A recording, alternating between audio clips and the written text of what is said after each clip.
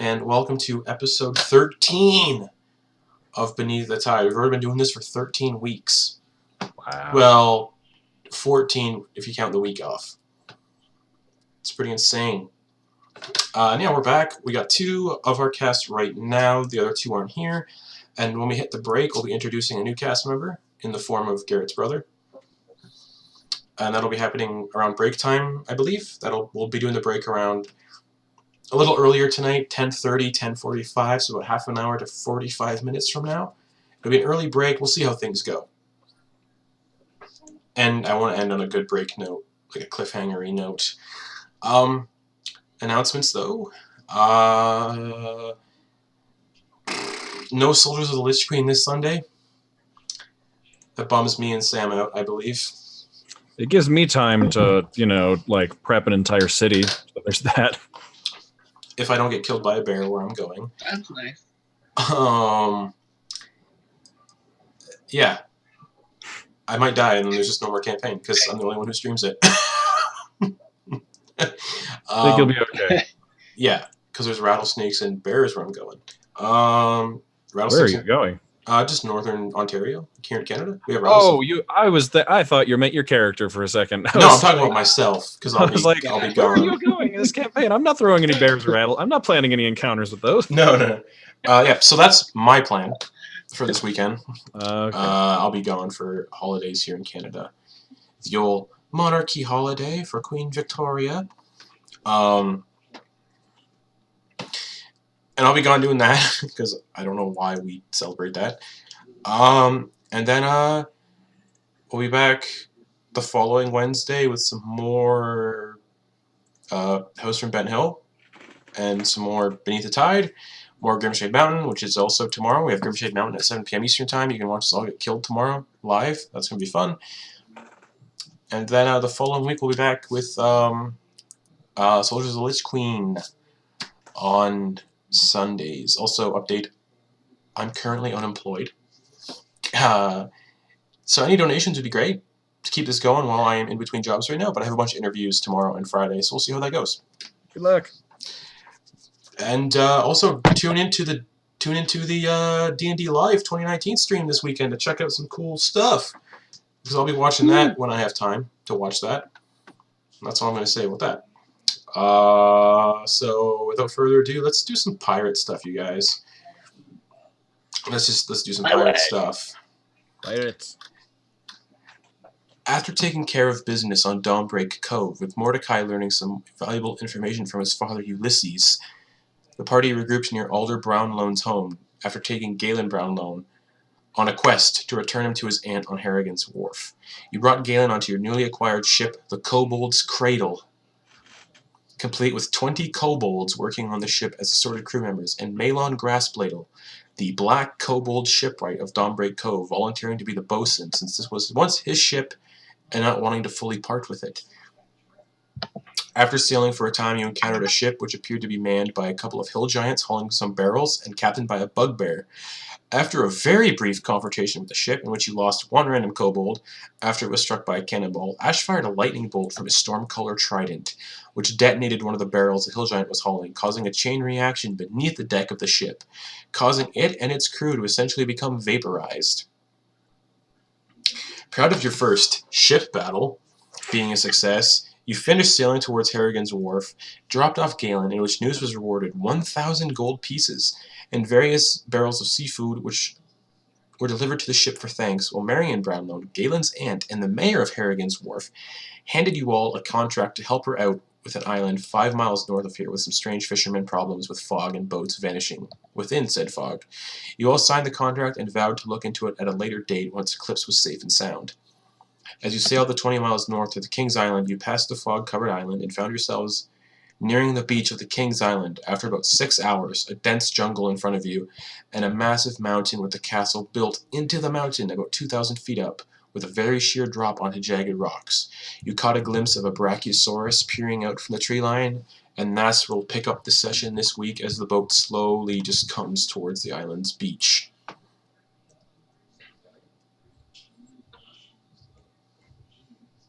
Muse has his magnifying glass, Mm-hmm. and he's got his mono. What's it called? Monocle. Yep. He's got a monocle and a magnifying glass, and he's going to see if I can use it like a spyglass. Use it like a spyglass. Yeah, like. Roll me a d20. Okay. Oh, 18. It works somewhat. Wow. Not great, but it works a little bit. How does the Brachiosaurus look? Blurry. I can see it. It's so close. You can see what? The thing. You see thing. Yeah. Oh. We're going to need a bigger boat. So Ash, how do we want to do this? Where are we parking this thing? Good question. Do we have a longboat somewhere? You guys have a couple rowboats, yeah. I feel like once we get equipped, the ship needs to be somewhere close so we can make a quick getaway. That makes a lot of sense. You said the castle was on like the cliff edge, right? Yeah, it's built like 2,000 feet up into the mountain itself. 2,000 feet. Okay, so even if fall into water would probably kill us at that height. Yeah, okay. It would for sure. That's fair. All right. Okay. We also have to figure out how to get in there as well. That's going to be difficult. I have a couple spells that might help, especially since we have like bounties on our heads. Yeah. Well, I feel like if you're on this island at all, I feel like that's probably a sign that you should die to them. Yeah. I'm guessing this doesn't look like the kind of place that gets visitors often. Well, Walden probably just showed up and was like, "Here are the quips," and got his money. Well, does he get money, or does he like run this place? I got the impression that he installed the king, that he's kind of in charge. I don't think Muse was around for any of those conversations. You guys weren't. Yeah, you guys weren't. Nobody was. Oh, that's right. Never mind. We weren't. Never mind. Mordecai's yet to tell anybody. Oh, okay. You know what? Mordecai comes down from the crow's nest, and he's like, and says those things I just said. Yeah. By the way, so I don't know how he does. I don't know what Mordecai's voice is now. So I'm just doing this. Like, hey, yeah, so, well, done. We're good. All caught up. Yeah, and he just basically repeats what Ash said, what Sam said. Oh, that's all good to know. Yeah, that's very good to know. Also, never mind. I'm not going to tell what my dad told me. All right. Your dad's alive? Oh, no, he's not. Hi, guys, I, think we should... This is going to be fun. Great. Does it look like we have to go through the jungle to get up to the castle? Yeah. Okay, so it's like it's up on the cliff, but it looks like any sort of reasonable slope is through the jungle. Yep. Okay. If there's... And it seems like that's intentional. Right. No, yeah. So there aren't any paths for like someone to take a prisoner to the castle? It looks like the path, there might be a little bit of path that goes into the jungle. But definitely who knows? But yeah. Basically, yeah, Malon's just like, Malon like comes over and he like adjusts his magnified glasses and he's like, yes, I think the path might be the bad idea. Now, hey, Malon. Yes? What if you blocked us off and kept the ship moving? I can do that. I can just, keep circling the island or, like, find a place to hide it. I have this really cool spell. I can contact you with it if I need to. Like, I can let you know where the ship is. Well, that's very convenient. It's called Message. Good to know. Or Yeah, I can throw like a note in a bottle and you guys can find it on the beach. That doesn't sound as likely. Or I can fire myself from a cannon. That sounds really cool. I've always wanted to try it, but I haven't done it before. What are the chances you think that the cannon could fire a person about 2,000 feet up? Probably not. It's got about a range of, I think, 350. Kobolds aren't meant to travel over long distances like that. It's a really tall cliff. That's like a half a mile. He sort of like takes out a telescope and looks through it. So would you say that the island itself kind of looks like if the ocean is flat, the island is like one side is like it's all just kind of tilted with the castle being up by a cliff? Yeah, it's built. Yeah, it's built into the cliff. Okay, and there's just forest all the way up to a cliff where the castle is. Looks like it. Okay. All right, yeah. Unless we want to try our hand at climbing, I think we're hoofing it. Yeah. Yeah, me and the 19 kobolds that are left, we can keep the ship sailing and go hide it somewhere. Like, we can park it near that fog-covered island that's only like 5 miles south. It was oddly specific. That you mentioned the 19. Are you bitter about the one dying? No. Oh wait, Right. I think there's 18 left now because I think your surgeon killed one too. Poor little Gert. I didn't kill him. He was trying to save him. It was the Quatchwat. Yeah, kobolds get really bad crotch rot. Don't never sleep with a kobold. Noted.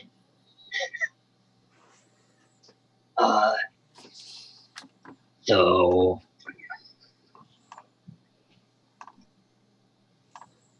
Ash, Yes. do we want to just jump in? Who's coming with us? Mordecai? Oh yeah. Yeah, you're coming? Yeah. And Yeah, I'm coming. Yeah. Yeah. I don't want to stay on the ship. oh wait. That was us. It's gonna be us four, right? Are you sure you want me to stay behind? Yeah, someone should be in charge of the ship here, so probably. Yeah, it's true. It is my ship. Yeah. And he just books it towards the wheel. I imagine very proudly. That was an easy sell. Just like puts a crate in front of it and stands on the crate. That's right. Okay then. Okay, jump and swim. Well, hey, do we have longboats or something that we can take? You might be more concealed if you just swim to the island. It's only like a mile. No, that makes a fair point. A mile? No, it's more like 600 feet. Oh, All right. I could swim a mile actually pretty easily, but Before we jump in here, Ash, take one of these antitoxin. okay, I take it. Do I like ingest it now, or do I just hang on to it? Just hang on to it. All right, okay, I'll hang on to it. And Moose goes, all right, let's go! And he jumps in cannonball. All right, I'll Aquaman dive in with my trident out. Mordecai just dives in. Eralie dives in. Mordecai puts noose under his right arm and just like, you okay with this? Moose has his knife out and gets the sideways look and he's just like, just fine. And then just He doesn't say anything because he's probably under 35 swimming speed just towards the beach. All right, just going. I will take my Like trident. rudders, just I will take my trident and just point it in the direction of the beach and hang on. just A 40-foot move speed. yeah. And then Eralie just swimming behind. Yeah, she's a water Genasi, Yeah. right? So. And about after like 10 minutes, you guys, 10 minutes based on the speed of everybody now. You guys get to the beach, and as you wade up onto the sand itself, Mordecai sets you down on the sand noose. Thanks, Mordecai. Yeah, no problem. You're right there. Noose. Yeah. It's a little salt. It's very salty. Ah, right. Oh, yeah. It's the ocean. Yeah, that makes sense.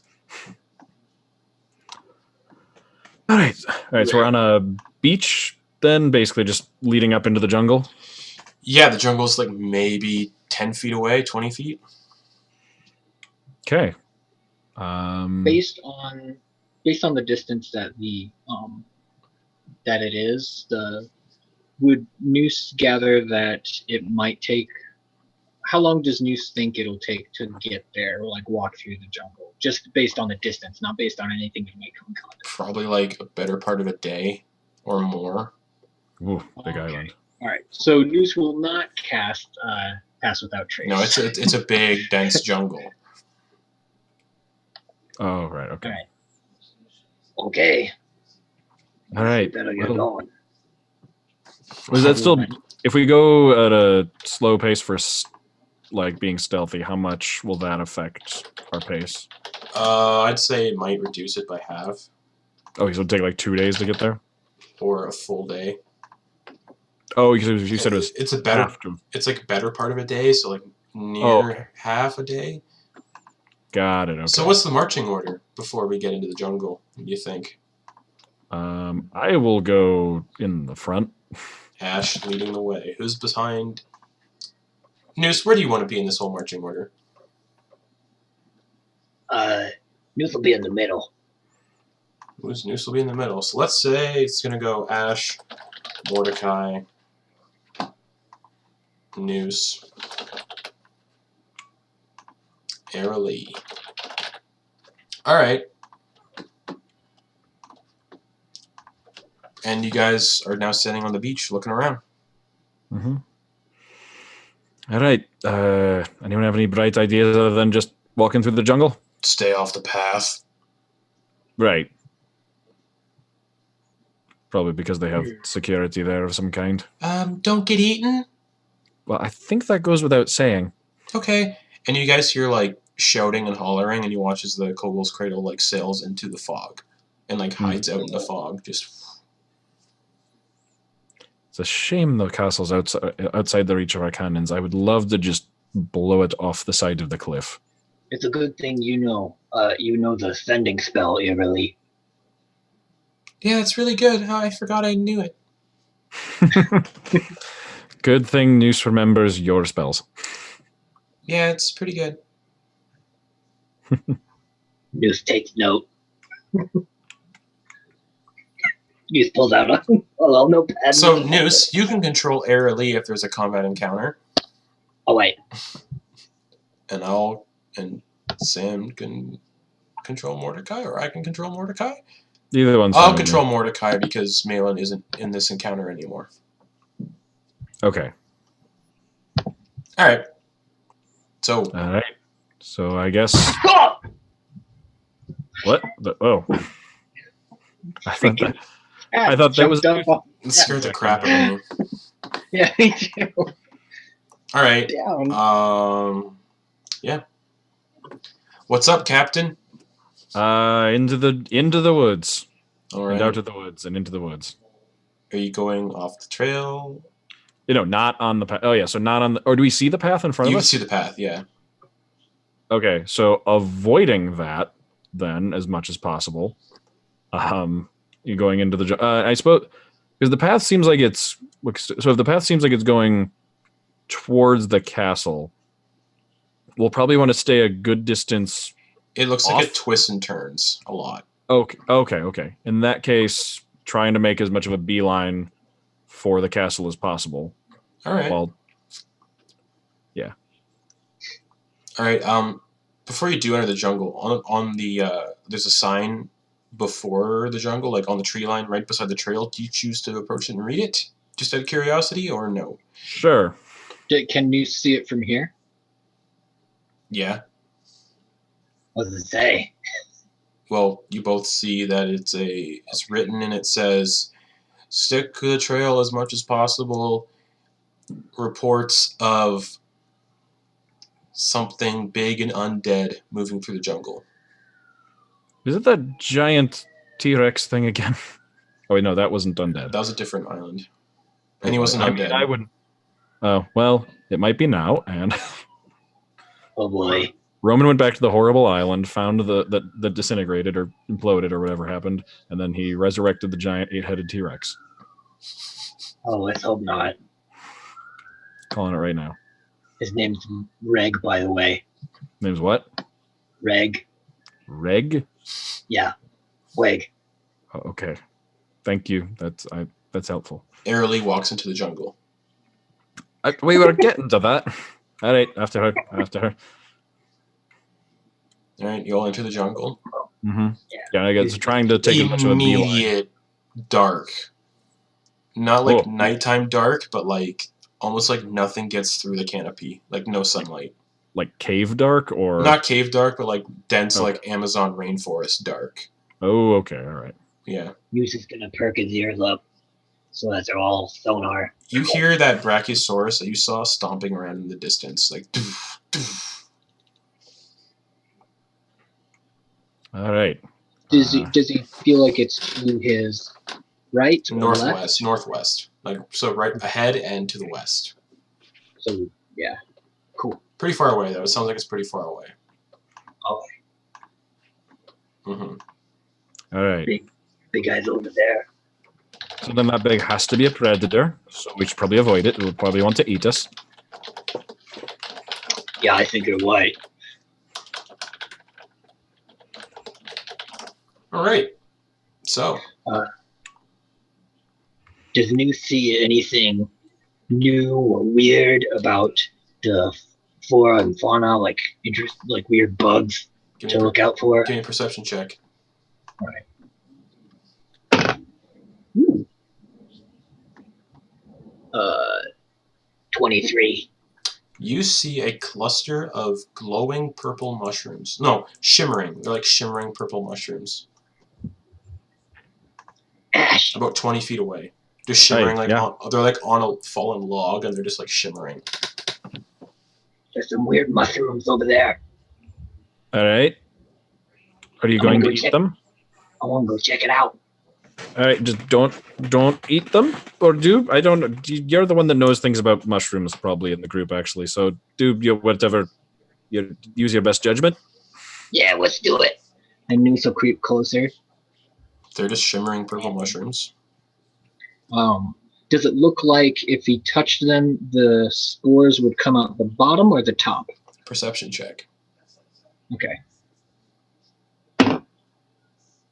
That is a 16. They seem to pulsate. So you can't exactly tell how the spores come out, but they appear to pulsate a little bit. And when they pulsate, you see they're covered in pores. Yeah, Muse will take back up to about 15 feet. Seems like a good pull idea. out his blowgun. Yep. And put in a dart that's not tipped with any poison. All right, so you're backing like 15 feet away from these mushrooms? Yeah. Okay. And you're going to, like, blow them? Oh, yeah. Okay. Cool. You hear a blood-curdling scream as these mushrooms explode. Whoa! Like, and a large, shimmering purple cloud, 10 feet in radius, just stacks up even more. and it's a screaming cloud, and the cloud just dissipates, and the mushrooms are gone. Not gonna lie, that was a little horrific. And everything around, like in that cloud radius, is just covered in like that purple shimmering stuff. Like, why does the mushroom need to scream? That just sounds unnecessary. Yeah, that's pretty freaky. I think it was really cool. I thought it was really cool, you guys. Thank you. I orchestrated the whole thing. I'm sure if I had a more academic mindset, I would probably be more impressed by the screaming mushroom, maybe how it or why it screams, but I like to think of myself as a practical person, and I feel like that just alerted some terrible giant lizard monsters to our presence. Let me see. I wish we could bottle it up and use it somehow. I mean, I could just scream. All right, we're kind of just standing around. We should probably keep moving. Yeah, let's keep moving. You hear chirping in the distance. Like... That's the sound dinosaurs make. Does Noose know what it is? Give me a nature check. Okay. 7. Nope. Maybe a bird. That's a 2x. No, I think it's like a bird. I don't know. I mean, it could be a bird. I hope it's a bird. I really do. I really hope it's a bird. Are you guys continuing walking, or are you just like standing still now because of the scream and the mushrooms? Oh, I wanted to definitely keep moving. Okay. Yeah, keep it going. Yep. As you're moving forward, who's in the lead? Or actually, you take the lead again? I suppose so, yeah. Yeah. Give me a perception check real quick. All right. I'll move some dice out of the way. All right. Okay. It's pretty good. Pretty good. What do I have in perception? 18. You step and you narrowly step in a nest full of eggs. I do step in a nest You full of eggs? narrowly, because you catch it just at the last moment. You're like, oh. But I narrowly do or I narrowly don't? You narrowly don't step in them. Oh, okay. So I avoid it. All right. Because you come down like there's like kind of like a little slope down, like a muddy slope down. Mm-hmm. And you kind of like walk down it, and then you almost step in the nest, and you see it at like the last kind of minute. You're like, oh. Oh, careful. There's a thing here. Don't step on that. Is it, you said it has eggs in it? Yeah, there's 4 eggs in it. This might be a spider nest. Really? I don't know what else lays eggs. Birds? Mordecai picks up one of the eggs and eats it. Why would you do that? It's what I would do. How big is it? What do you mean it's what you just did? Eggs like this big? Oh, it's a big. I'm impressed that you did that in one bite. I'm a shark. He's got a big mouth. Well, you said it, not So me. do I. It doesn't really fit in your mouth, Noose. Needs to hold on to it and try and figure out what it is. I guess like nature check. Nature check. Yeah, sorry.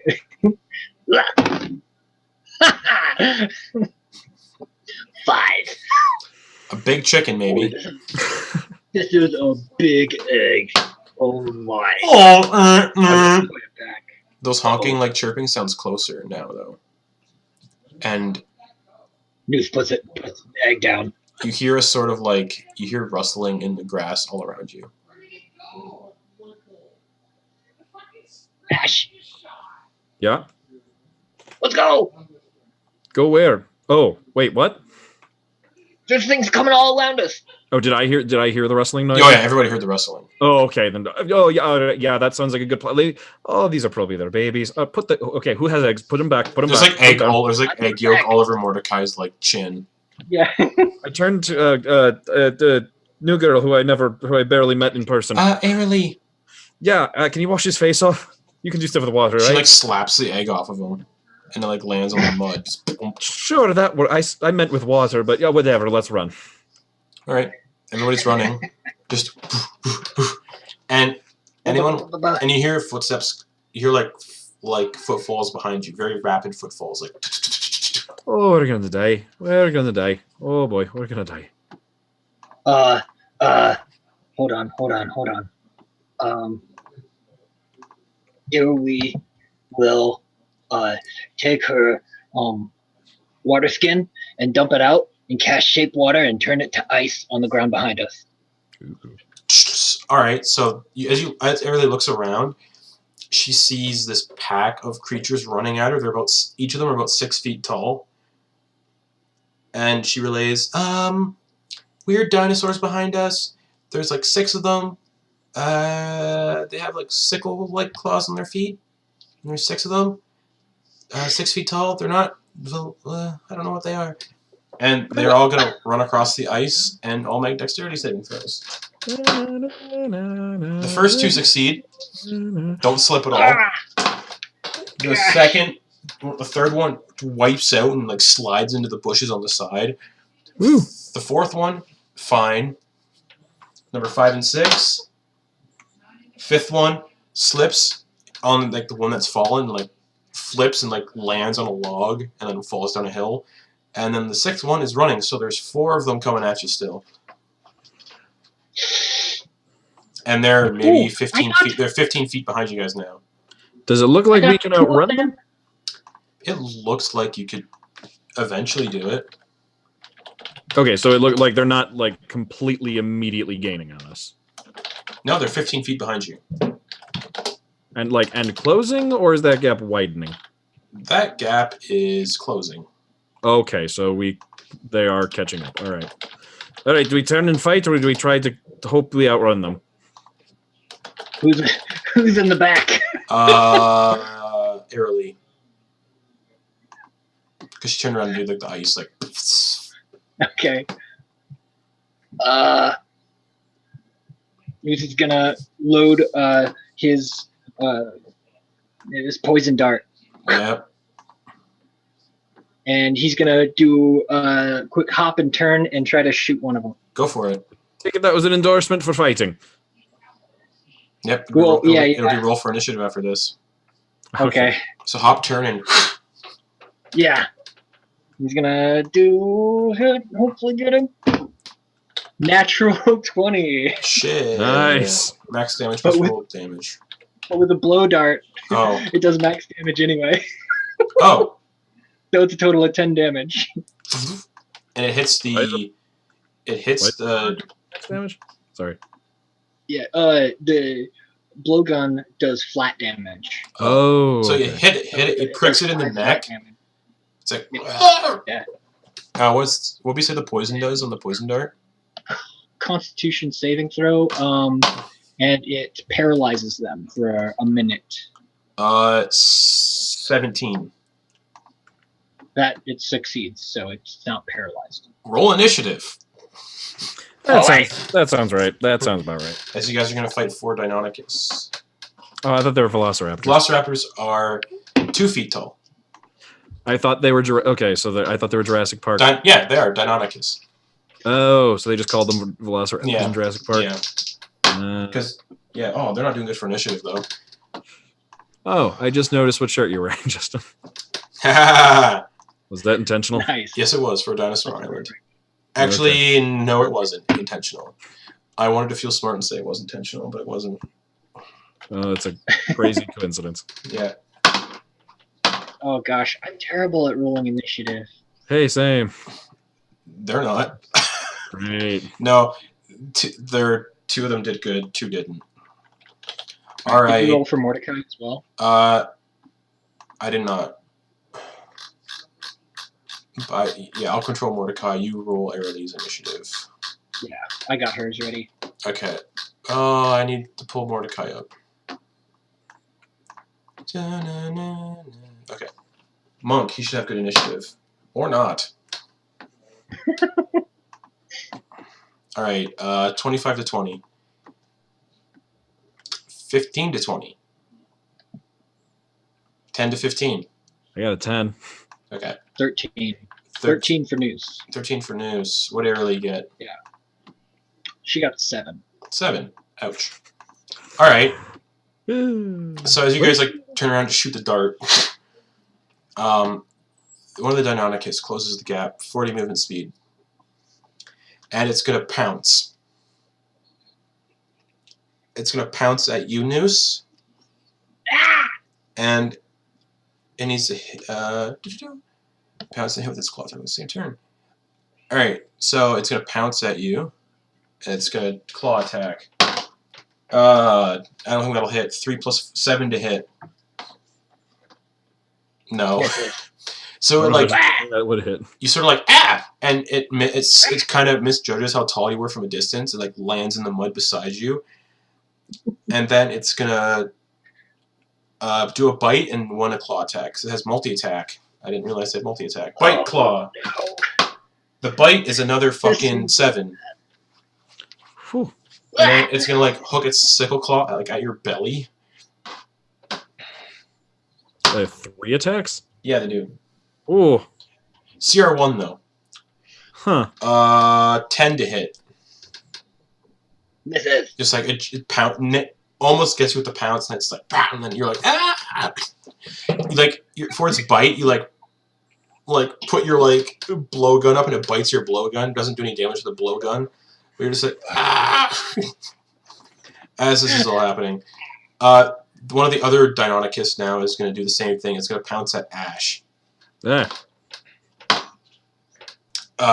So for the claw attack, it's a 14 to hit. That will miss. Okay. So yeah, the pounce doesn't work. So it's gonna like you like block it with your trident as it pounces at you. The claws kind of like rake through the forks of your trident. You like, push it off of you, and then it's gonna while you're like holding it with your trident, like its feet, it's gonna try to bite you over the trident on your like top of your head. Yeah. 17 plus 4, so dirty 20. Yes, that does in fact 21. 17 plus 4. Wouldn't that be? Oh yeah, you're right. Ugh. Math, not my thing. Math teaching, my thing. So from the bite, you take 4 piercing damage. Is it like its teeth scrape your scalp? All right. And then it's gonna hook you with a claw up into your groin. Oh no! Yeah. Not in the good bits. 14 to hit. No. Also no. Well, they're not hitting, so I mean that's pretty good. That is good. Noose, it's your turn. All right. Are there any that are not within melee range of anybody else? 2 that Two are of them, still how far running. away? They're like 20 feet back. 20 feet? Yeah, Are they next to each other? they are side by side. Muse is going to throw the dagger that still has the purplish goo on it at him. Oh yeah. Yeah, roll for an attack. All right. Yes. Okay, that's 24. 24. That hits that one. So it's 10 feet explosion radius from because it's a droplets. It's a 10-foot explosion radius. As the dagger sinks into its neck and explodes, just. So you can roll damage for the dagger if you want. Okay. Yeah. Okay. Dagger. That'll be 5 points of damage Oh man. for the dagger. Oh no, I deleted my initiative tracker, which had all the health and everything. Okay, so that makes it easy. Both the one that you struck with the dagger, it explodes and there's nothing left of it. The other one hits, a huge chunk is torn out of its side, it rolls on the ground and it gets back up with 1 hit point. Oof. How far away is that one? Whoa. That one is 20 feet back. Okay. They're probably going to go before us. Yeah, and I already forgot initiative because my thing got deleted. I think it's safe to say just we're all going last. No. Oh, okay. Yeah, Noose doesn't have a bonus action available, really. He can either hide or disengage as a bonus action. So. Okay. Well, actually, yeah, Noose will disengage and run to go back to back with Ash. Okay. I figured out the initiative order again. Alright, yeah, so those... Yeah, so... Alright. Yeah, that one has... Oh, my bad. That one has 3 hit points left. The one that is still standing. So that's pretty good. And Ash, you got a 10, right, for initiative? Yeah. Eralie got a 7, I think? Yes. Alright, cool. And it looks like my brother just arrived too. So. Okay, yeah, we'll pick him up with a break. Noose, what did you get for initiative again? 13. 13? Okay. Yep. And Mordecai, I think, was after Ash. I don't remember. I don't. We'll say he's after. We'll say he's after you. Okay, We'll give him. you rolled for him. We'll give him an 8 because my whole thing got fucked up. All right. Anything else for you, Nat? For you, Noose? You just blew up one of them. The dagger's gone too. The dagger's completely just destroyed. Yeah, I figured. Noose disengaged and it's going back to back with Ash. Okay, Ash, it's your turn. There's one right in front of you, snarling. All right. First, I will rage. Yep. How many? So there's the one right next to me. Are there any others within 10 feet of me? Yep. The one that pounced at Noose. Is that one taking damage yet or no? Nope. Okay, then the one at me needs to make a dexterity saving throw because I raged. Lightning. 19. Okay, takes 1 point of lightning damage. And then I will attack it twice. Yeah. Finally get to use my multi-attack. Da-na-na. Actually, I'll do this one at a time. Stormcaller. 20. That hits. Okay. And then needs to make another dexterity saving throw because I hit it with it. This one DC. 4. That one fails, so it's going to take a D10 plus a D8 of lightning damage plus 5 plus rage bonus. Oh boy. Oh Lord. Okay. Let me remind myself of what my rage bonus is. I think it's 2. It's been a bit. Yes. Okay, so that's 25 damage on that hit. 25? Yeah. You spear it with your trident, and it falls to the ground as a charred corpse. That was maximum. That was an 8 and a 10. It exactly had 25 hit points left. Wow. Okay. Wow. Okay. Yeah, they only have 26 total hit points. Okay. Yeah. And then I will turn and stab at the one that is next to Noose. You said that was within 10 feet. Yep. My trident has reach. That is a 22. That hits. Dexterity saving throw. 6. All right.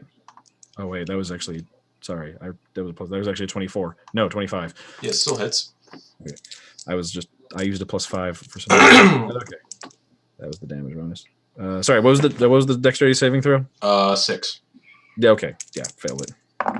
So not 25 damage this time. That's 9 plus 5 is 14 plus another 2 is 16 damage. Oh, wow. All right. Barbarians. It's not looking great.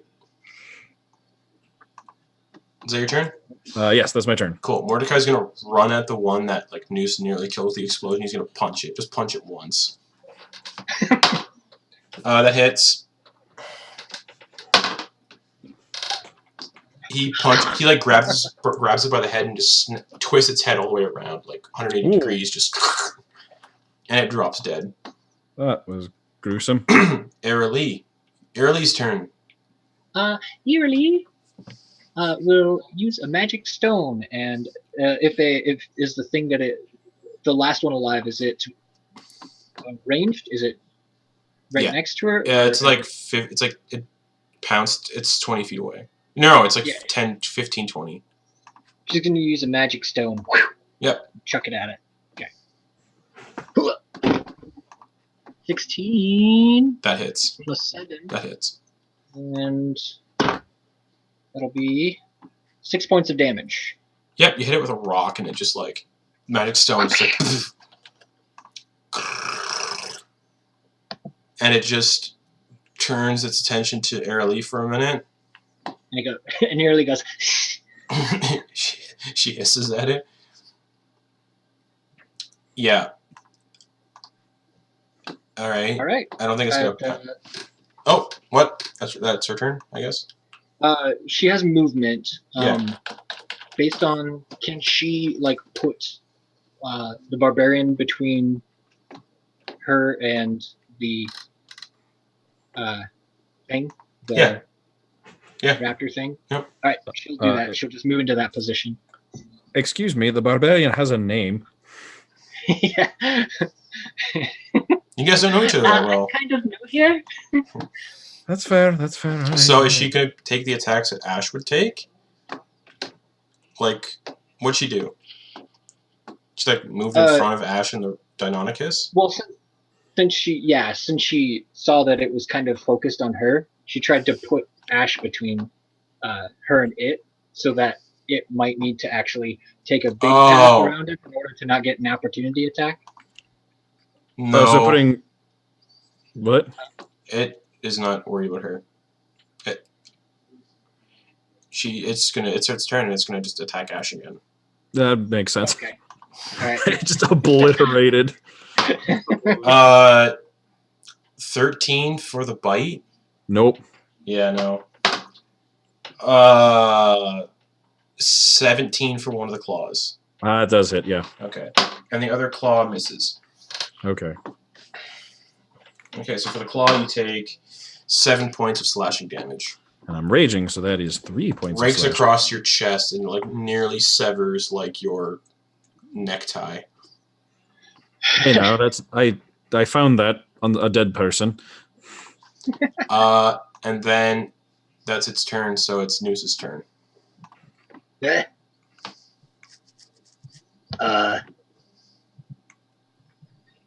Gosh, he's just gonna go and like jump at it with the silver dagger, the only dagger he's got. He's like gonna run at it like. Okay.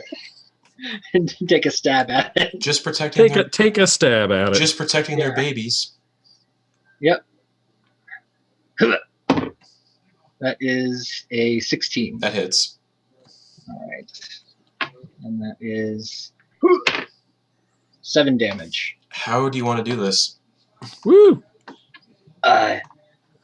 After Noose goes and stabs it in the neck, he's gonna like finish the going through the neck and make sure to get all of the vital organs, and then just in the ones in the neck. Yeah. Well, like the all of the vital veins. Sorry, the arteries is the word I was meaning to say. It's like all those vital organs in the neck.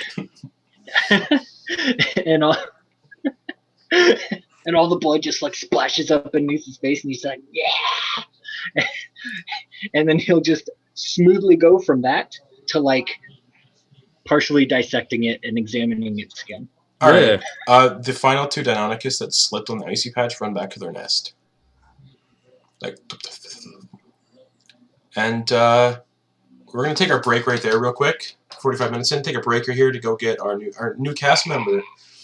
Woo. So we'll see you guys all back in like 5 minutes, because not even like that. We're just be real quick because we're getting a new cast member in, and then we might take another break, like an actual break further on in. Okay. Yep. So we'll see you guys back in like less than 5 minutes. Woo! Do it.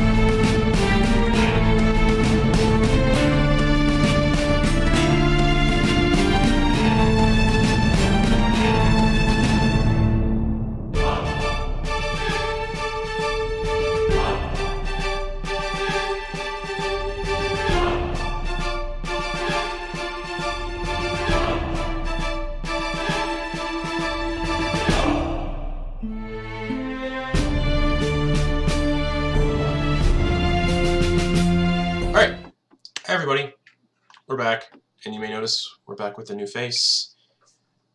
A new cast member. We have Garrett's brother Caleb joining us. And he'll be playing a fun character dynamic, and I have no idea what to expect. I really don't. I have pictures that go off of Jeff Goldblum, and that's about it. And this really shitty like Jeff Goldblum wizard I photoshopped real quick. Mm-hmm. It's amazing. I love it. It's so bad. All right, so No, it's a dream and a treasure. Yeah, and then next week we'll have the full cast here. It'll be good. Noose and Ash, you guys have just killed the Deinonychus pack that attacked. Noose, you're cutting into one. What do you want to do? Yeah, Noose is gonna see what he can figure out about their skin. If it looks like it would be good leather to like modify his armor. Yeah, it looks like it might be good leather to make stuff out of. Yeah. He'll try and take some of that.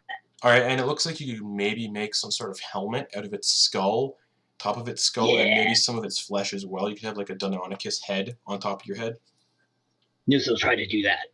All right, you can do that during a rest. You can like cut off half of its head and work that out for a rest and whatnot. All right. Yeah, so add Deinonychus head to your inventory and Deinonychus leather. All right, what do you want to do with the rest of the group? They know Eralie is there, and so is Mordecai. All right. Well, should probably keep moving and not go and eat anything we find in nests anymore. Mordecai. Sorry. You would have if it would have fit in your mouth. But it didn't. Right. Okay. Moving on. All right, what do you guys want to do? Can we see the path from here? You can. Noose. Ash, maybe we should hide these bodies so no one knows that these things were killed. Then they'll know that someone's here.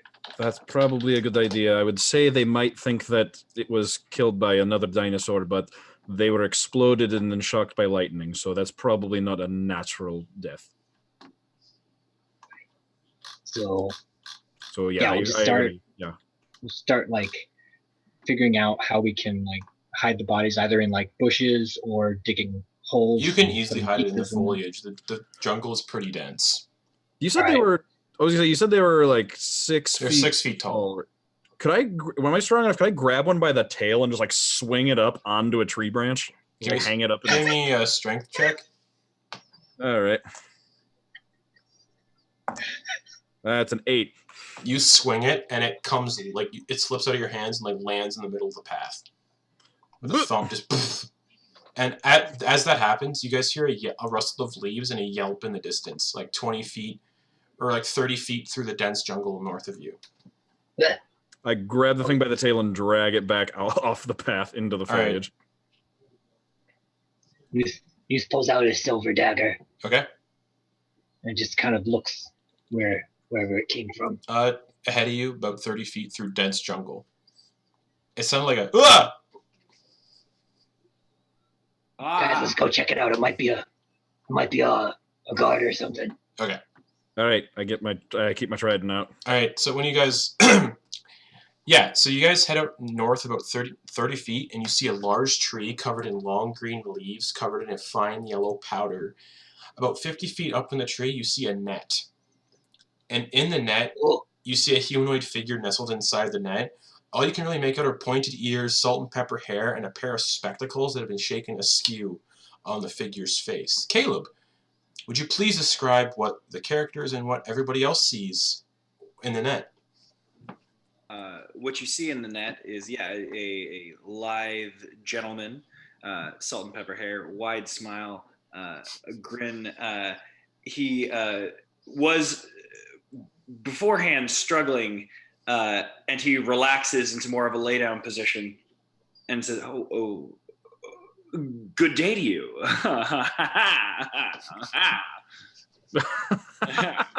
Oh man, this is just Jurassic Park. Well, golly, you look useful. could you? That's an interesting thing to say to a person. Well, here I am needing useful friends. If I could, oh boy, you've got those weapons. If you could help me out, all I've got is not just sticks here, really. I was trying to collect this dust. Dust. Yeah, this yellow dust around me. I was trying to collect it. I don't know what it's for. I'm just trying to figure it out. Muse will go and like sniff some of the dust. The dust is like 50 feet up with the leaves and the net. Oh, I So thought it's- you were saying it was okay. Never mind. Yeah, it's like 50 feet up in the tree. All right, cool. Is there a nearby like pulley system Yeah. that Yeah, hold that? yeah. Hey Mordecai, could you get that because I think I don't weigh enough to. I think I might get yanked up if I cut it. Yeah. So, you in the net, you see the shark-like humanoid sort of walk towards the pulley, and he just starts lowering you down to the ground. Oh, well, thank you. Thank you. That's incredibly kind. Yeah. Muse will come up to him with a knife. What are you doing here? Searching. Are you a guard? No, I literally guard nothing. No secrets for me. So what are you searching for? Like I said, I was just sampling some of this beautiful island foliage and just walking along the path, and I thought, oh, here's a new curiosity I haven't yet tried. Care to join me? And I kind of want to start climbing the tree. Cool, give me a dexterity check. All right. Oh yeah, that's I think it's an 18. Yeah, you eventually get to the top, and you are within like grasping reach of the leaves and the powder. Oh, fellows, here I am up here. Come sample this yellow dust with me. I just want to drape my finger across. Constitution saving throw. That's 19. You're not paralyzed. I'm paralyzed? You're not. Oh, no. Good. That was so bad. What's that do? Oh, would I now know that You sense it like paralyzed? no, but you can sense it like numbs your fingers a little bit. Oh, hey. Good men, I've just found out. If you have any pain, this is a good thing for it. Here, put them in this vial. And Muse will throw up a vial. Wait, why are we suddenly doing like adventure science with this stranger we found in a tree? He does good science. Mordecai looks at you too and he goes, "This guy is such a dillweed." I can't say I disagree. How rude of me. Here I am, spouting off about science. I haven't told you who I am, of course. Of course you're suspicious. Sorry. Ogden Boon is my name. A man of leisure, a seeker of treasure. Ogden? What was that? Ogden, yeah. Ogden right. Boon. Ogden. All right. Ogden Boon. Hmm? The shark guy's like, "My name's Mordecai." Oh, fine. Lovely to meet you, Morty. Lovely to meet you. Don't call me that. Oh, great. Right on. Wow. My name is Noose. Noose. Oh, great. Lovely to meet you. Get on that vial. Give me some of that. Sure. I'm going to scrape it off of the fingers that I have into the vial. Scrape it off as just daintily as I can, just getting it all in there. All right. You can call me Ash, by the way. Oh, Ash. Lovely to meet you, Ash. I got a feeling. I got a feeling that this was meant to be, fellas. Whereabouts are you heading? Should we tell him? He's a strange man suddenly asking about where we're heading. We found him in a tree. What I do know, you think? right? We could always use him as Super weird. bait. You just use him as bait.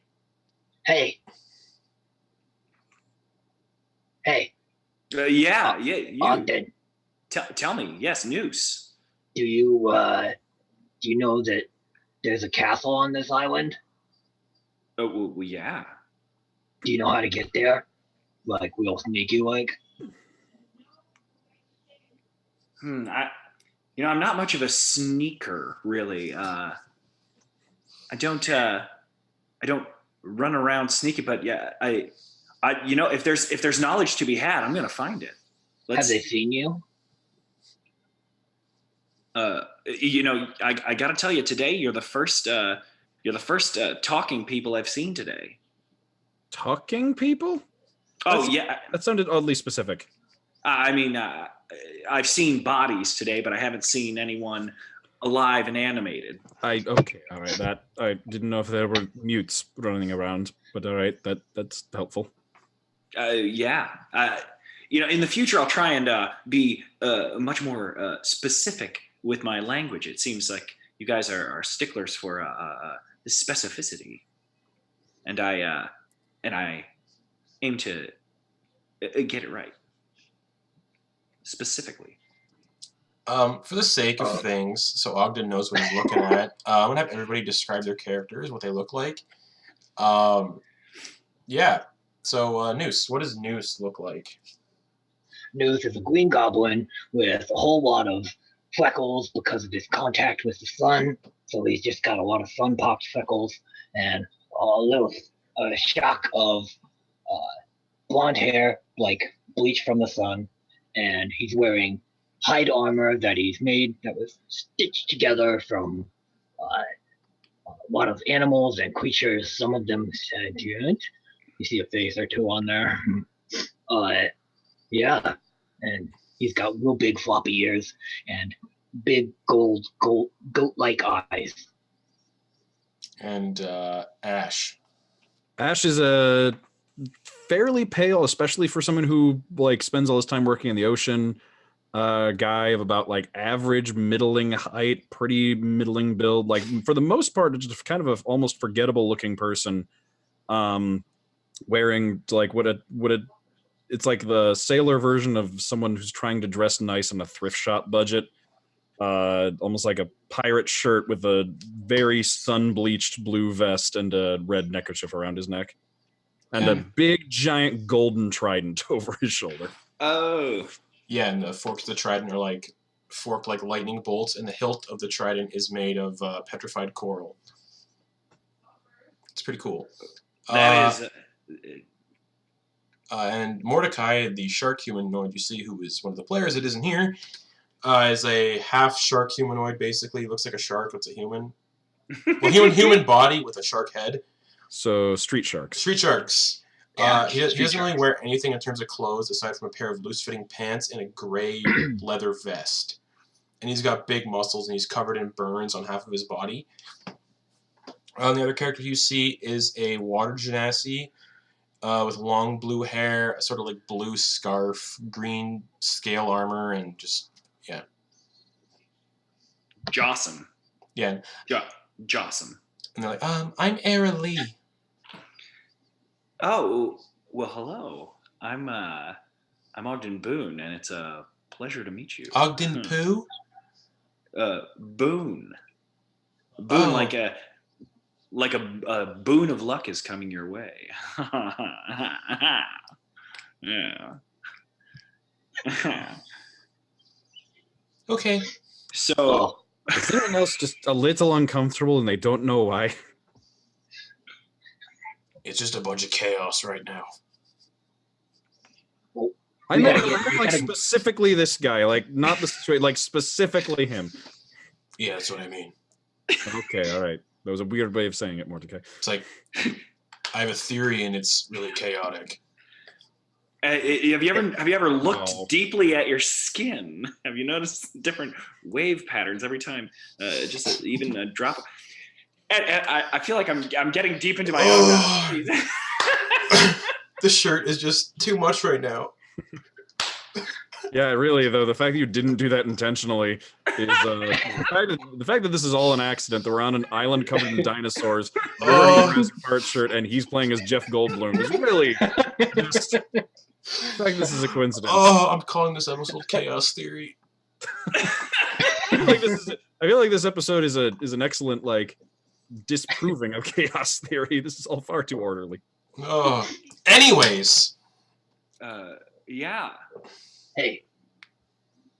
So, Ash, we gotta get equipped. Yeah. Hey, buddy. Yeah. Can you do anything?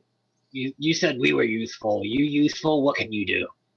Oh, well, let me. You want a demonstration? Okay. Yeah. Here you go. And I use encode thoughts, and I pull a ribbon of a memory of a really dope birthday that I had out of my head. I'm using the cantrip encode thoughts. So if I'm not mistaken, you can essentially pull a memory out of your head and like share it with people.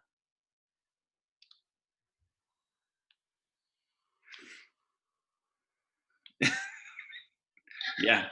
Like a pretty great birthday.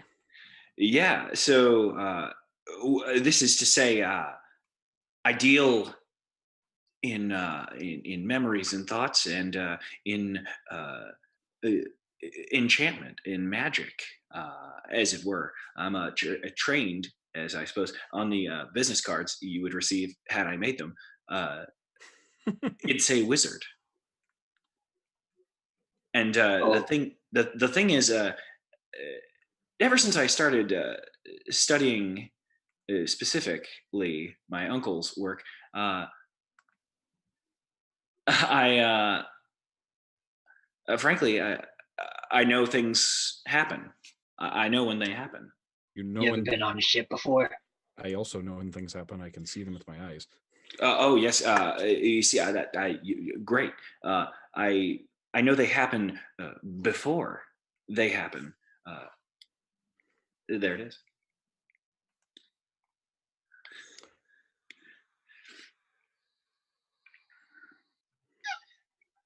Really? Oh, literally nothing.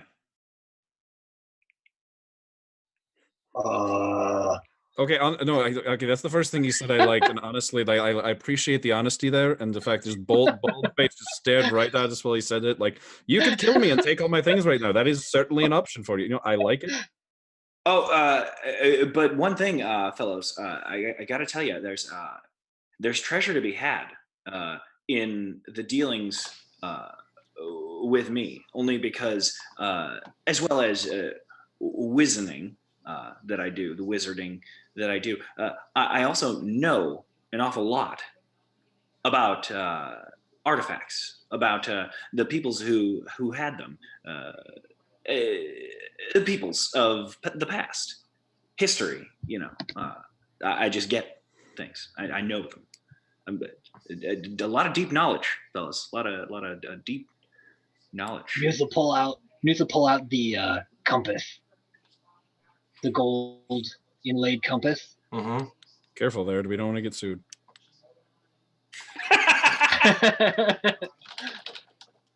Hey, Ogden, Yeah. appraise this. Tell me how much it's worth. Sure. Yeah. He's still 50 feet up in the tree. Oh, It's a tall tree. Okay. so the encode thoughts drifted down to us. Yeah. And we were just like, ooh. Look out below, fellows. Look out below. I'm gonna start climbing down to them. All right, yeah, you climb down. Yeah. Sure. and I get down and I say, you wanted me to identify something? You wanted me to look at something? Yeah, what's this? This compass. What is it? Oh, okay. Yeah, tell me about it. So I'm going to use a level 1 identify as a ritual. All right. Set up a ritual on top of a tree. So you climb down. A couple minutes pass. You identify this compass. It had once had magical traces on it. Those magical traces are long gone, and it's maybe worth like 100 gold pieces. 50, you said, but yeah. Oh, what did I say? 50? 150. Oh, 150. Yeah. Listen, little fella, this once was touched by magic, but I'd say it's worth 100 gold pieces, 150 to the right seller. Ash. Yeah. That checks out. All right. So he knows his compasses. All right, so you might be useful. I'd say so. I also, I'll tell you this. I'm pretty fun to have at a party. I like to dance. That's,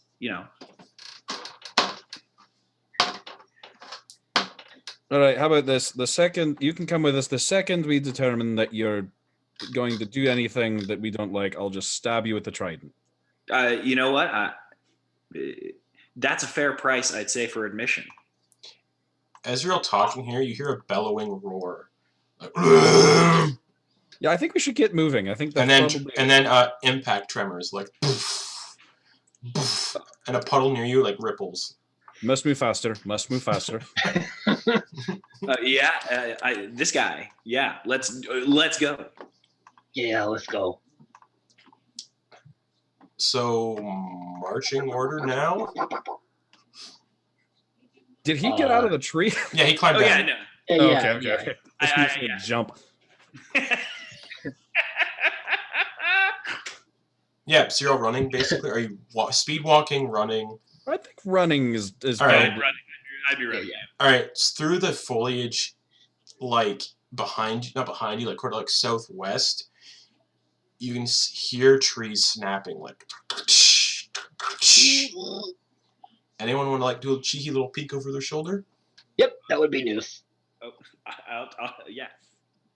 You see something about 20 feet tall, maybe more, in the tree line, and it's coming at you. It's not fast. It's sort of like walking slowly, and then it stops, and it's concealing itself in the tree line looking at you. If you want to make a perception check, you can kind of make out what it is.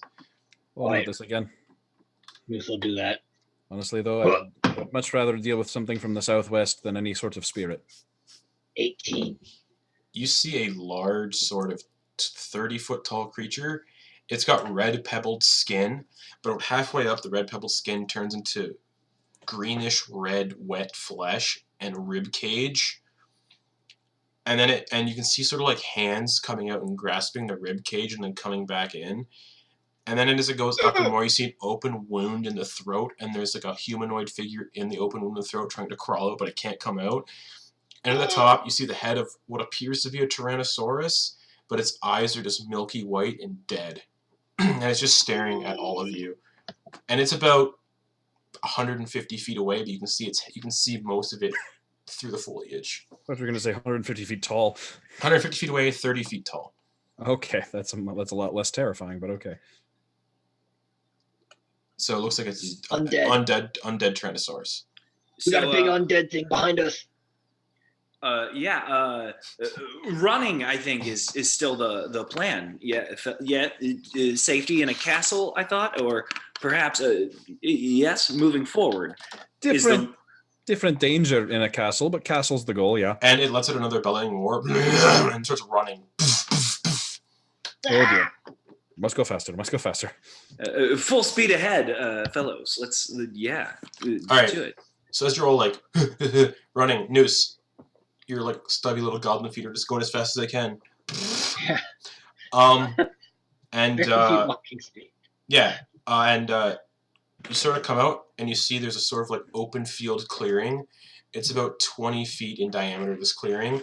And in the middle of the clearing, there appears to be a small like pond and a very large log that could fit like an entire person inside the log. And All right, let's stuff Mordecai inside it. This field appears like it might be marshy a little bit. And going around the field would definitely like cost you time. Can we hop skip across? Can we use the log as a way to get across? You could try to jump onto the log and then run on the log and jump off the log to get to the other side. Yeah, I'm gonna try that. That to speed run it. Have we broken line of sight with it yet? Nope. Okay, so it can still see us. It's still coming, yeah. All right. So, what's your long jump, Ogden? Long jump. Where would I find that stat on the sheet? If you click on your movement, it should tell you how far you can jump. I think long jump is. Let me see here. Number of feet up to your strength score. So whatever your strength score is, you can jump that far while running. 0. Oh no, or 11. Yeah, so you can so you run and you jump, you land on the log.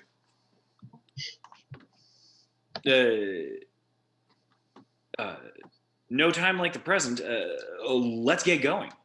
All right, yeah, and you run on the log and you jump onto the other side of this like marshy pond. And when you land in the meadow, mm-hmm. you realize the meadow is like knee-deep mud. Just so your movement speed is going to be halved because it's difficult terrain. Yep. What's everybody else doing? You said it's so how just exactly as we step into it, how watery is this mud? Pretty thick. And sloppy. Yeah. I want to try it anyway. All right, I want to trident first, dive head in, and see if my swim speed will carry me through the mud. No. You sort of just like dive head first and just. That didn't work. Nope. And I just start trudging through. The ground is like trembling now behind you, Ash.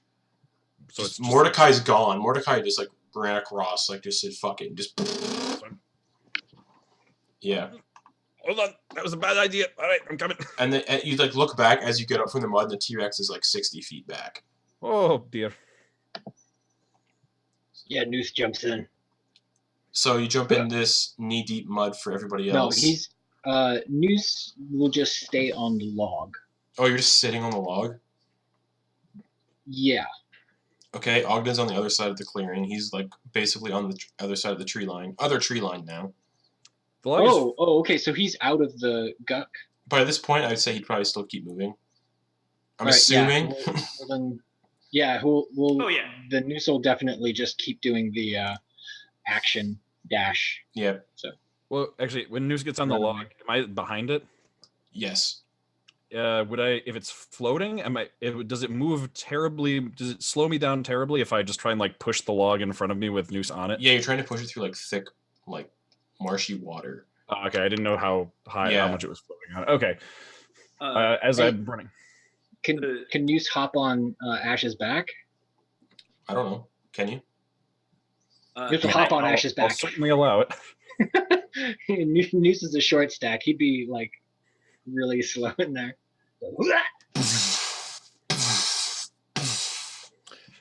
If you start making me do backflips or anything, I'm kicking you off. No worries. Want to play? About how heavy is the log? Is it water log? It's pretty heavy, probably more than 10 pounds. Way more than 10 pounds. Oh, okay. Shoot. Yeah. I was gonna prop it up. It's like 50. It's like 15 feet long. Yeah. Oh yeah. No, there's no way. There's no way. So yeah, Mordecai's at the tree line, and he's like still running through. He's like gone past the tree line, just gone. Monk speed. Oh yeah. What's everybody else doing? The tree line. You're nearing the tree line. For you guys, If he's on Ash's back, he's gonna hold his action for when the thing comes within 30 feet. Okay, it's currently 60 feet. Okay. And Ash, at this moment, you get out of the marsh, and you're on dry land on the other side again. And I start running at my full 40-foot Barbarian speed. Yeah, and into the dense jungle. And He's on his back. and the T-Rex sort of stops like 10 feet by the tree line. Looks like the tree line over here is a little too dense for it to get through. Can I turn around and go? So you or am I near the rest of the crew? Yeah. Okay, cool. You fellas asked me to earn my keep, yeah? Well, watch this. So the T-Rex thing is in water, is in mud water. Yeah. Does it count as water? Can I cast lightning bolt at it? You can try. I'm going to try and cast lightning bolt at it. Okay.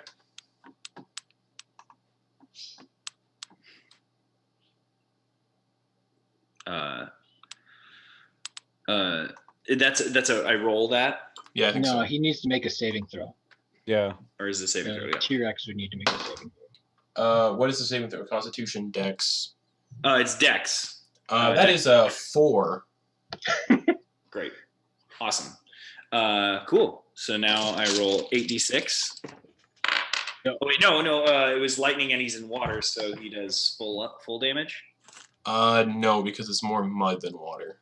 That's totally fair. That makes sense. That actually makes a lot of sense. Let me get all them dice. I've got 3. Oh boy. Oh boy.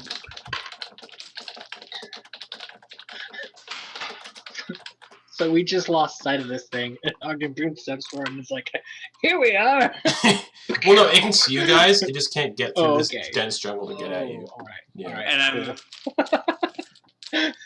And listen. I feel like I have is something to prove. I'm getting a lot of looks from the Sharkman. He's just He's he looked at me. He looked at me from the side of his eye. Okay. That's how he looks at everything. He's a shark. Point taken. So that's 3 6s, 3 3s, so 3 9, 27, 29, 30. Nice. Yeah, it's like you guys see like this bolt of lightning come sailing out of the jungle and slam into the T-Rex's head, and just and as it does this, it like pukes up a zombie, and the zombie lands in the muck and just stands up like. Well, that's horrifying. Honestly, that's just terrible. And then it just sort of like picks up the zombie, swallows it, and turns around and walks away back into the other side of the jungle. I'm upset that exists at all. Jeez.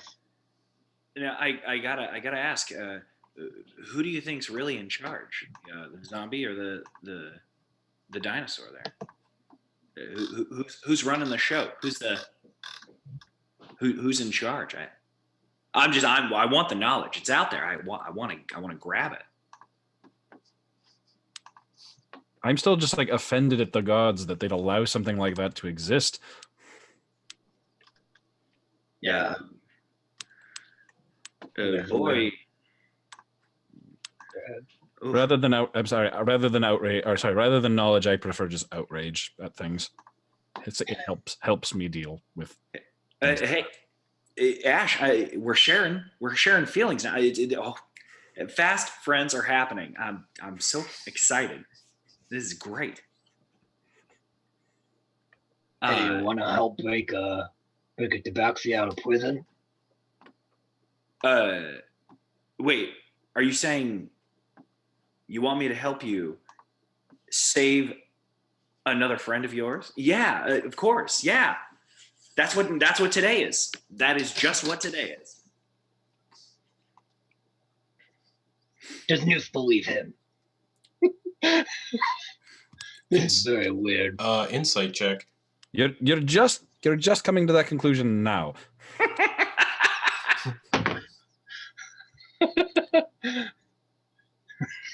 21. You lying to me?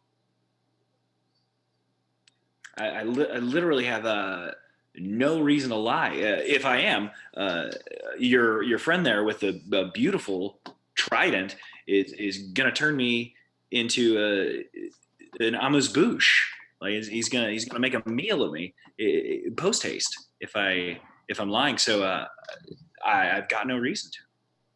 No. I frown on cannibalism. The shark will eat you. Point taken. The chef de cuisine for my very delicious figure in front of you. Were I to try any sort of shenanigans, I'm a little concerned that he made a threat to eating him out to be self-complimentary. Hey, I mean, take it all in, fellas. I start posing and just trying to look as delicious as possible. Like, hey, I get it. I understand. Do you want us to eat you? No, I'd like to live to be forever old. I'd love to live just to experience more history. But hey, fellas, if you're coming with a specific goal in mind, I'm just here to one day at a time. That's what I say. Let's live out this day to the fullest. We got a castle to get, friends. Let's go get it. There's like 6 half sentences there. Does Muse see any path or anything interesting in the direction of the castle? No path whatsoever. Okay. All right. Yeah. So looking ahead, there's nothing except like just a mundane forest. Yeah. You do see sort of against a tree a very large rose-like flower that's about the size of a horse. It's about 10 feet away, and it's up against a tree. A flower the size of a horse? Yeah, it's like a rose. The size of a horse. Fellas, gather around. New flora. I haven't seen this. We've got that dust now. I haven't seen this flora. Let's. Hand it over, the dust, if you would you please. Oh yeah, here you go. Here's the dust. But I'm saying, here's this new flora. Let's gather around. Let's all take a smell of it. But be careful. Let's not try and activate any traps. Are we here for rescue and regicide, or is this a nature walk? I don't know why we have to make those two mutually exclusive. I feel like there's a time crunch for our thing. You know what? Point taken. We'll save the knowledge for later. Lead away, my friend. Lead away. Let's on with the show. Staring really hard at that horse-sized flower. Would Nooth have heard anything about that, or is it just really obscure? You've never heard anything about it before. All right. Yeah, that's weird. That puts me off a bit. Noose, do you really want to look at the flower? No. They blow dart it. Nothing happens. What did we learn with the mushrooms last night? Stop blow darting random plants. Well, we learned a lot by blow darting stuff, okay? So we learned that mushrooms sometimes scream. That's what we learned. this is true. Hey, with every great discovery, there's a risk of danger, and isn't that what makes life worth living? Nooth will keep on walking. I prefer to just keep on living, actually. That's what I would like to do. All right. Then, hey, lead on. Lead on, fellas. Okay. As you guys walk... Do you know which way the castle is? Oh, sorry. Just pulls out the compass. I think it's this way. The compass points north. Yeah. No. All right, you guys keep walking, and eventually, after about 3 hours or so, you hear the sound of a bubbling spring. And you guys come upon a sort of hot spring, steam rising from a pool about 50 feet wide. Looks like it's 30 feet deep. It's just a hot spring surrounded by rocks. And you can see some little snakes, nothing major, little tiny snakes on the rocks sunning themselves because a little bit of sunlight's coming through. And there's little bits of fish swimming in the water. And there's vines just everywhere, on the rocks and stuff. Eralie's gonna refill her water skin. Okay. She dips it in and bloop. If this were an anime, I'd say it's time for a Hot Springs episode. What's an anime? It's a type. It's a type of. I don't care. Type of morality play. No, don't care. It's a puppet show. Hey, does anyone know the direction in which the castle is we're trying to find, or are we trying to still guess at where we're going? Because this looks like a fine place to take a break and catch a dip. The castle is up. You can still see the mountain from here. As up the hill. Up there. How much of the day would you say had passed? It's probably like almost sun. It's like evening. The sun's like setting, kind of thing. Okay, so we're thinking like it might be about the time to maybe set up camp then. Yeah, maybe. Oh, fellas, if I may, again, you ask, what am I bringing to the table, as it were? So I want to I want to walk around and like feel the air and like lick my finger and find the perfect spot and start casting Leomund's tiny hut. Okay. And then set up a Leomund's tiny hut. All right. You do so. What you doing there, buddy? Listen, my friend, I've got a surprise for you. Oh boy, do I. Have you ever very uncomfortable? Have you ever stayed the night in a magical hut? Getting more uncomfortable. No, I have not. Then listen, my man, get on in here and relax him out. Oh, I've got the smoothest jazz playing, and it's just a comfort and a joy. It's so good in there. Get on in, friend. Get on in. This one's on me. Muse is like 10 years old and he just looks back at Ash like, is this gonna be okay? Remember that sins of the flesh thing we talked about?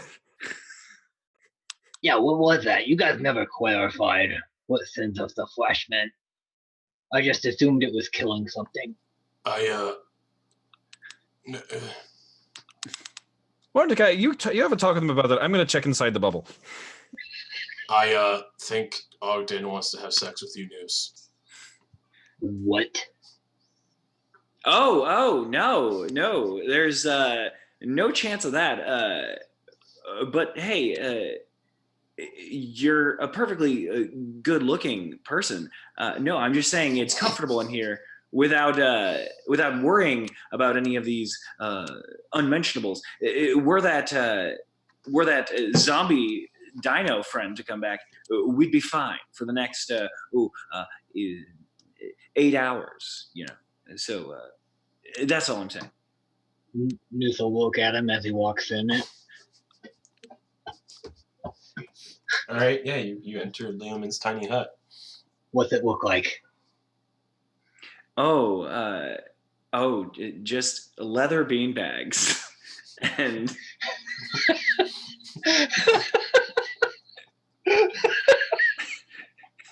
Yeah, this isn't encouraging me about.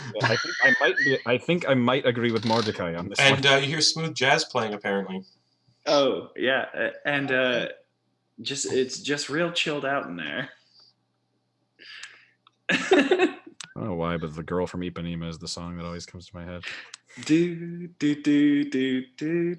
Mordecai is just like, I think I'll just stick to the hot spring, and Mordecai just like gets in the hot spring and just floats around in the hot spring.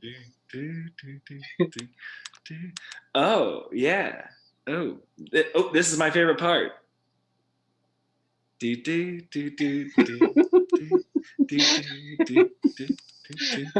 Oh wait, so just flop on one of those bean bags and conk out. All right, you all gain. I've got to tell you, I need it to be completely dark for me to sleep. So I'm I'm gonna go ahead and just blindfold myself. Feel free to keep whatever you need, but I require absolute pitch perfect darkness. I have dark vision, so don't worry about it. Great. I don't. So yeah, go ahead and blindfold yourself. Is this a thing? Is this something like he's into? No, it's very. Really It's. weird. I'm sorry. I must be very specific. Is Absolute darkness. It's also got a drawing of my eyes and about the same size and the glasses that I have on as I tie it on.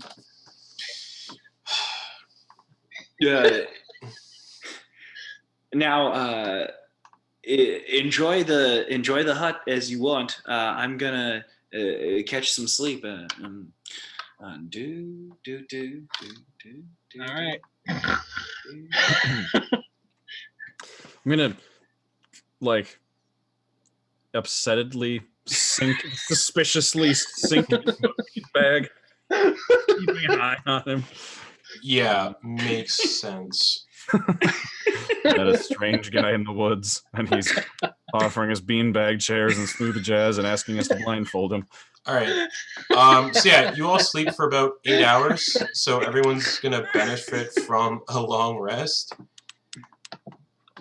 Yes, everybody gets the benefits of a long rest. Whew. I think I re-roll my portents. Yeah. I think they're new every time. Yep. Okay. All right. I'll get those re-rolled right now. And Noose is going to prepare his spells as well. So I'm just going to take a couple minutes to do that. My morning calisthenics. Hey, Sam, chat's asking if Ogden can join the Sunday game. Seduce Grantar and kill him. I don't know how well that would work. Anyways, I just rolled for the new day's portents. I rolled a 2 and a 19. Well, those All are right. both great. All right. From outside, you guys can hear Mordecai saying, "Ugh, something smells like shit out here." Well, did you shit out No, there? I woke up and I smelled something like fucking death. Oh, well, I'm sorry, my man. It smells right as rain in here. But unfortunately, we've got to, it's about to dissipate. And then it vanishes. And you guys instantly smell the death, like rotting flesh and fecal smell. That, can I locate the smell or like would I? Yeah, give me a perception check. Yeah. Oh boy. My camera's moving because my dice moved. Oh boy. Ooh, that is a. Come on, give me that. That is a. Oh, that is a. Ooh, that is a sweet 11. No. It's in my mouth now. I certainly can taste it. Can't taste where it's coming from. At this point, Noose and Ash, give me perception checks too. Mordecai will do one too. Mordecai fails. 21. All right. Yeah, and Noose got a 15. All right, Noose and Ash, you guys sort of see the smell coming from this large flower that seems to have sprouted up beside the hot spring about 30 feet away. Does it look like the big horse-sized flower? This one has like a ton of like yellowish bulbs with orange like streaks across them, and like, these weird like tufts coming out of each bulb. And there's about 12 bulbs in total.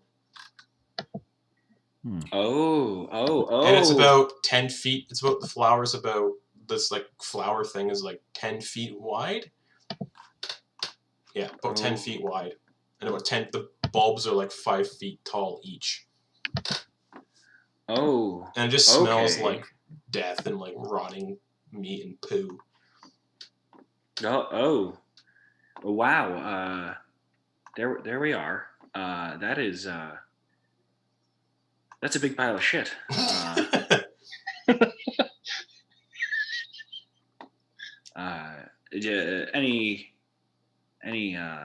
Any thoughts? I feel all adrift when it comes to botany. It's not not my thing. That's My pretty only- weird. My only thought is that it smells terrible. Mordecai throws a rock at it. What? The... Well, News has been doing it. It's been fine. Yeah, and I keep telling him not to. You hear like a gurgle come from the flower, like. Oh, baby needs to be burped, is what it sounds like. Then go burp it. Point taken. Yeah, good. Yes, good work. You've got me. Yeah, good.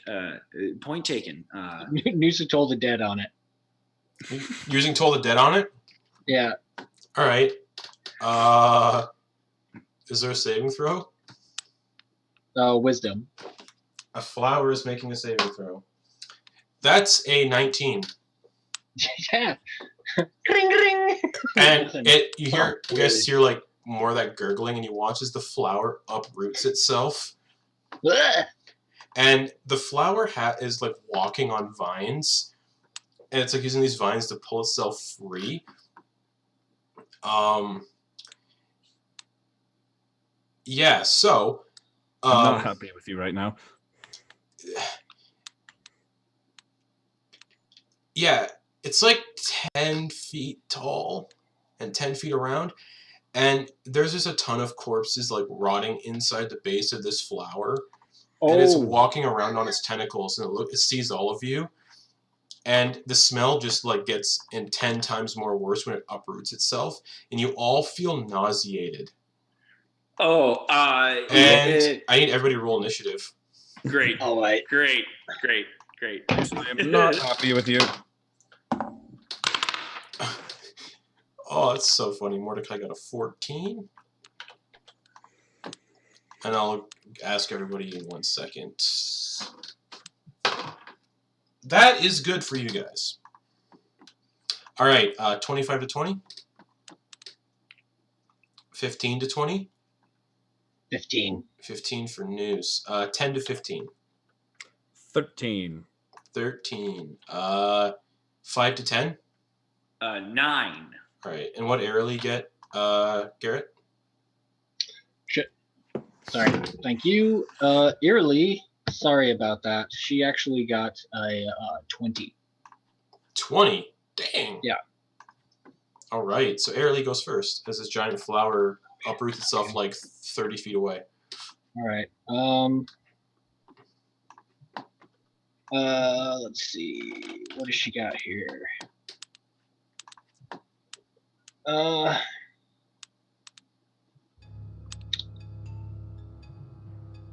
She is going to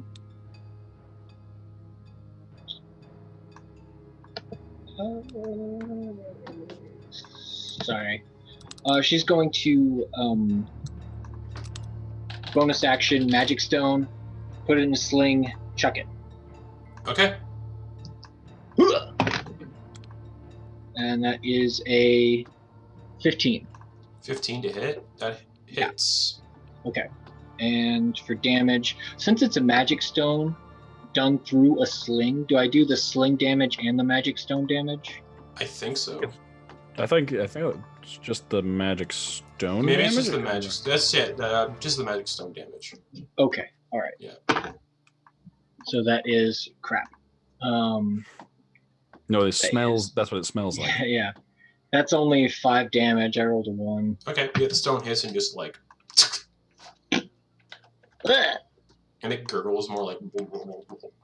All right, and she'll use her movement to move back, just backwards as much as she can. All away from right, Noose. How close is it to Noose? I'd say same distance, 30 feet. All right. Muse is going to channel divinity. Turn undead. Ah! Nothing happens. It has a bunch of corpses in it. Yeah, no, nothing Right? happens. Oh, they're not. Oh, okay. Shit. That's his action.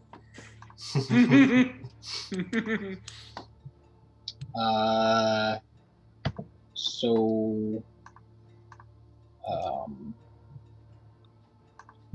crap. Bonus action. What do I have here? Shit. Bonus action, spiritual weapon. Right on it. All right. And what does a spiritual weapon look like? Spiritual weapon is a hummingbird, and it shoots out of Muse's shield, right out of the mouth of the stretched face. Okay. Hummingbird. Yeah. Make an attack with it. Yeah. And so it'll spawn right next to the thing, and it will do a 19 to hit. That hits. Okay. And it'll do 7 damage. All right. And Noose will back up 30 feet. Yep. Okay. Big old flower. Not his turn, though. Alrighty, so with the big flower, Mordecai, he's going to run right up to it and do his monk stuff. Running right up to the flower, and he's going to unarmed strike punch it. 17 plus 6 hits. I would hope so. 6 bludgeoning damage from that. And then he's a monk, from what I recall. I think you might be right. So I think he gets another attack, right? Like another punch. We're level 5, so I think he has extra attacks. So he gets 2 attacks for the standard action. Oh yeah, extra attack. So he's going to do another attack. Nope. 4. Oh wait. 4 plus 6. Wait, what's his bonus? I can't remember. 4 plus 6. No, that misses. Alright, and then he's gonna do monk stuff. He's gonna spend a key point to do Flurry of Blows. Because monk. Yeah. 1 key point, 2 unarmed strikes. Natural 1. 18 plus 6. So another 6 points of bludgeoning. Alright, and he's up close and personal with it. Ash. Alright, well, I'm not going to let him just die, so I'm going to run up and personal with it as well. Okay. And I suppose I'll rage. And so, so I run up to it, rage, dexterity saving throw from it. You suppose you'll rage? I suppose. That's a 12. That fails it, so it takes 4 lightning damage. Cool. And then let me mark off the rage real quick. Okay, and then 2 attacks with the trident. Yep. That is a 22. That hits. Yeah, it's one thing I'll roll both. And then a 21. Both hit.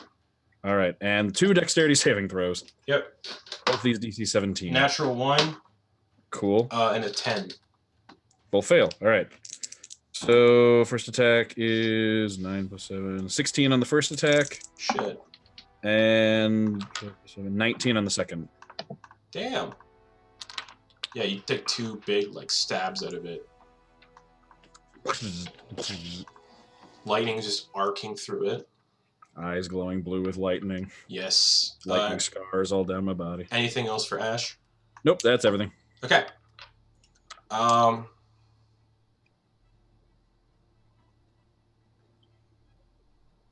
Okay. You watch as one of these corpses that it's holding gets sucked in, and you hear crunching sounds, as eats his body, and you watch as it seems to reinvigorate itself. How much is it going to heal? Nice. Something that will make it stop healing. And that is not even an action.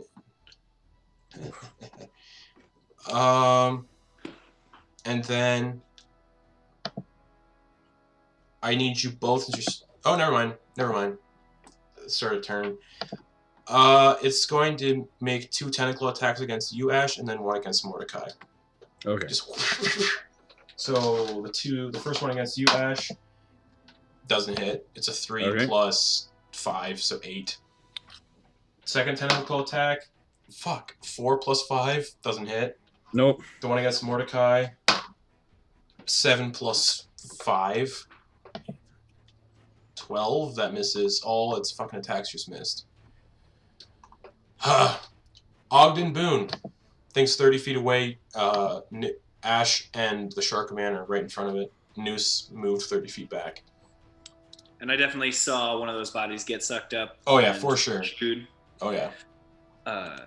Well, let's. We gotta take away its food source. I want to. How surgical can I get with the aiming of a firebolt? Do you think? You could probably get pretty. I'm gonna try and shoot a firebolt right at one of the corpses to try and destroy it. Okay. All right. So that takes a roll and a roller. We go.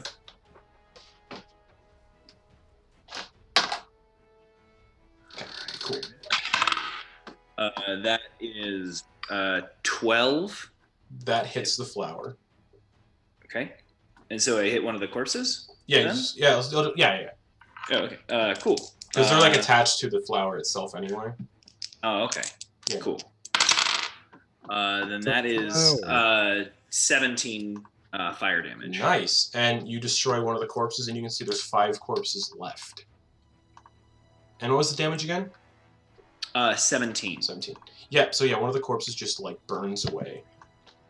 But yeah, there's 5 corpses left. No more nom-noms for you. Bad flower. Bad. Alright, anything else for Ogden? Are there any trees around? Oh yeah, there's tons. Oh yeah, tons. It's jungle.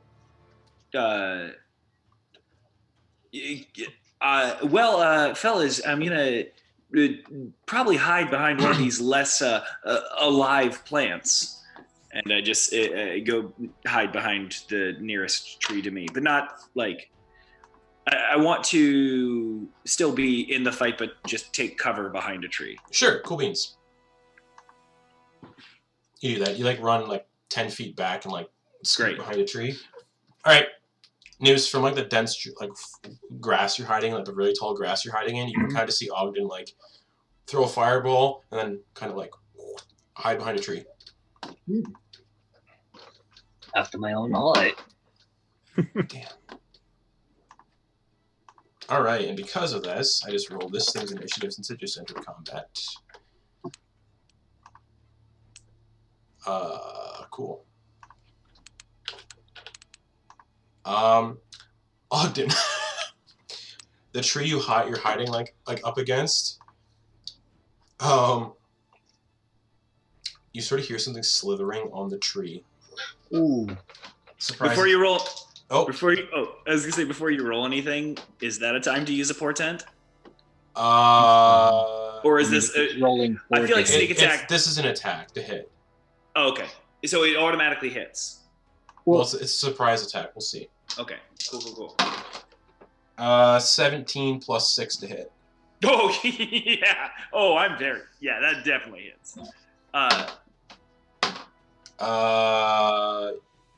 You take 10 bludgeoning damage. Great. And you're grappled. Cool. As this assassin vine comes out of the tree and just wraps around you. And you see all that happen. And you guys can see this damage happen live on Twitch with the D&D Beyond extension. So it's always fun. It's fun for the audience too. All right, Eralie, your turn. Well, yeah. Eralie will pull out a sliver of glass and flip it in the air. And as it flips in the air, she'll cast Cloud of Daggers on top of the plant where the bodies are. Okay, Cloud of Daggers. Haven't seen that since Campaign 1. Yeah. One thing. All right, and that's at the start of its turn, right? That happens? Well, it does damage now and then at the start of its turn. Yeah, so do the damage. So 44. Oh, they said 44 damage. I'm like, excuse me? 7, 9, 12. 12 damage. 12 damage from a Cloud of Daggers on this poop flower. Yeah. Okay. Anything else? With a bonus action, she'll prepare another magic stone. Cool beans. Noose, you just saw Ogden get ensnared by this vine. Noose will cast Bless on Ogden, Okay. Ash, Oh, thank you. Mordecai, Okay. and Noose. Okay, so Bless is on Mordecai, Noose, and Ash. And Ogden. He's Yeah, casting yeah, it. He's casting it at second Yes, level, so he yes, can do 4 yes, people. Yes. And then with his bonus action, he's going to attack the flower again. Go for it. With his Wait, how are you attacking the flower? What are you using? spiritual weapon. The Oh, that's right. Hummingbird. Yeah. And that is 15. 15 to hit? That hits. Yes. Okay. And do nice. It will do 12 damage. 12 damage. Cool. And Noose will use his movement to walk up to Ogden and get ready to do something for the next turn. Okay. By the way, Bless means you have D4. Everybody that I cast it on has a D4 bonus to saving throws and attacks. All right. So, start of Mordecai's turn, he has to make a saving throw. Because of the stench of this flower, and it gets Bless on top of that. Yes. That is a 12 plus a D4. He's going to do that. That's a fail. 14. He succeeds. Whew. And he can no longer. He's now immune to the stench of the flower for 24 hours. Oh, good. So he's gonna punch it. Misses. Fuck. Second punch. Hits. He can roll a D4 for those. That's right. Oh, it'll miss anyway. He was a 4. Okay. All right, Yeah. cool. That's 8 bludgeoning damage to that. Damn. This thing is not looking great already. And then he's going to use a key point to do Flurry of Blows. So, 2 unarmed strikes. That hits. That hits. Shit. That's 4, and that's 8 damage. So 9 damage total from both punches. Pow, pow. Yep. Okay. Fuck. Yeah. Not looking great. Ash, it's your turn. Give me a saving throw, please. Constitution. Kind. Constitution. Do I have advantage on those, or do I have advantage on strength saving throws when I'm raging? Let me check that real quick. Strength, only strength. Okay. I'm just good at con saves. Ooh, 11. D4? It's a full. It's a fail. You get a D4. Oh, yes, D4. There's my D4. D4, don't fail me now. That's a 13. That's a fail. Okay. Oh. You are currently incapacitated until the end of your turn. Oh boy. Okay. Wait. The creature is incapacitated at the end of the turn. Yeah. So the end of the round, I guess. Hmm. You say till the end of the turn? This is on a failed save. The creature is incapacitated until the end of the turn. Interesting. That's a really weird. Oh, so that means they can't attack. It essentially removes their. Oh yeah. ability to So have you a can't turn. do anything. Yeah, So- okay. Okay. That makes sense. Yeah, you can't. No attacks from Ash. Okay. You cough. You vomit. You're just like. from the stench. You just puke everywhere. So, it's gonna digest another one of these bodies. Did the cloud of daggers do very much damage to the others' bodies? No, none at all. Okay. All right. Cool. Yeah. Roll the damage for cloud of daggers right now, actually. Oh yeah, that's right. Oh wait, this is So, sort of turn 4d4. after this. Okay. Heals by 15. All right. Cloud of daggers. Let's do it. Ugh. Ugh. 8 damage. 8 damage? Okay. Yep. And you watch as... So, you watch as another body is jettisoned 5 feet out from the flower, and it lands behind... It lands beside Ash and Mordecai, and the body, starts to, snap around a little bit and stand up. And there is now a zombie in the playing field. Dang it. So I used my turn undead too early. All right. Yeah. Cool. All right. Darn it. This is a really cool monster. I found it the other day and was looking through source books, and I'm like, oh, this thing's cool. I am putting this in a jungle. Perfect. Yeah. After the session, if you guys want to look it up, I'll tell you what it is, unless you already know what it is. Chat, if you know what this is, you guys are awesome. Shout out to chat. Okay. How does this thing's initiative work? Okay, cool. So the flower is going to make 3 attacks. Again, it's going to do 2 tentacle attacks at the thing that it's nearly killed it. So 2 tentacle attacks at Ash. 18 plus... Yeah? 18 plus, yeah, hits. Yeah, that hits my AC.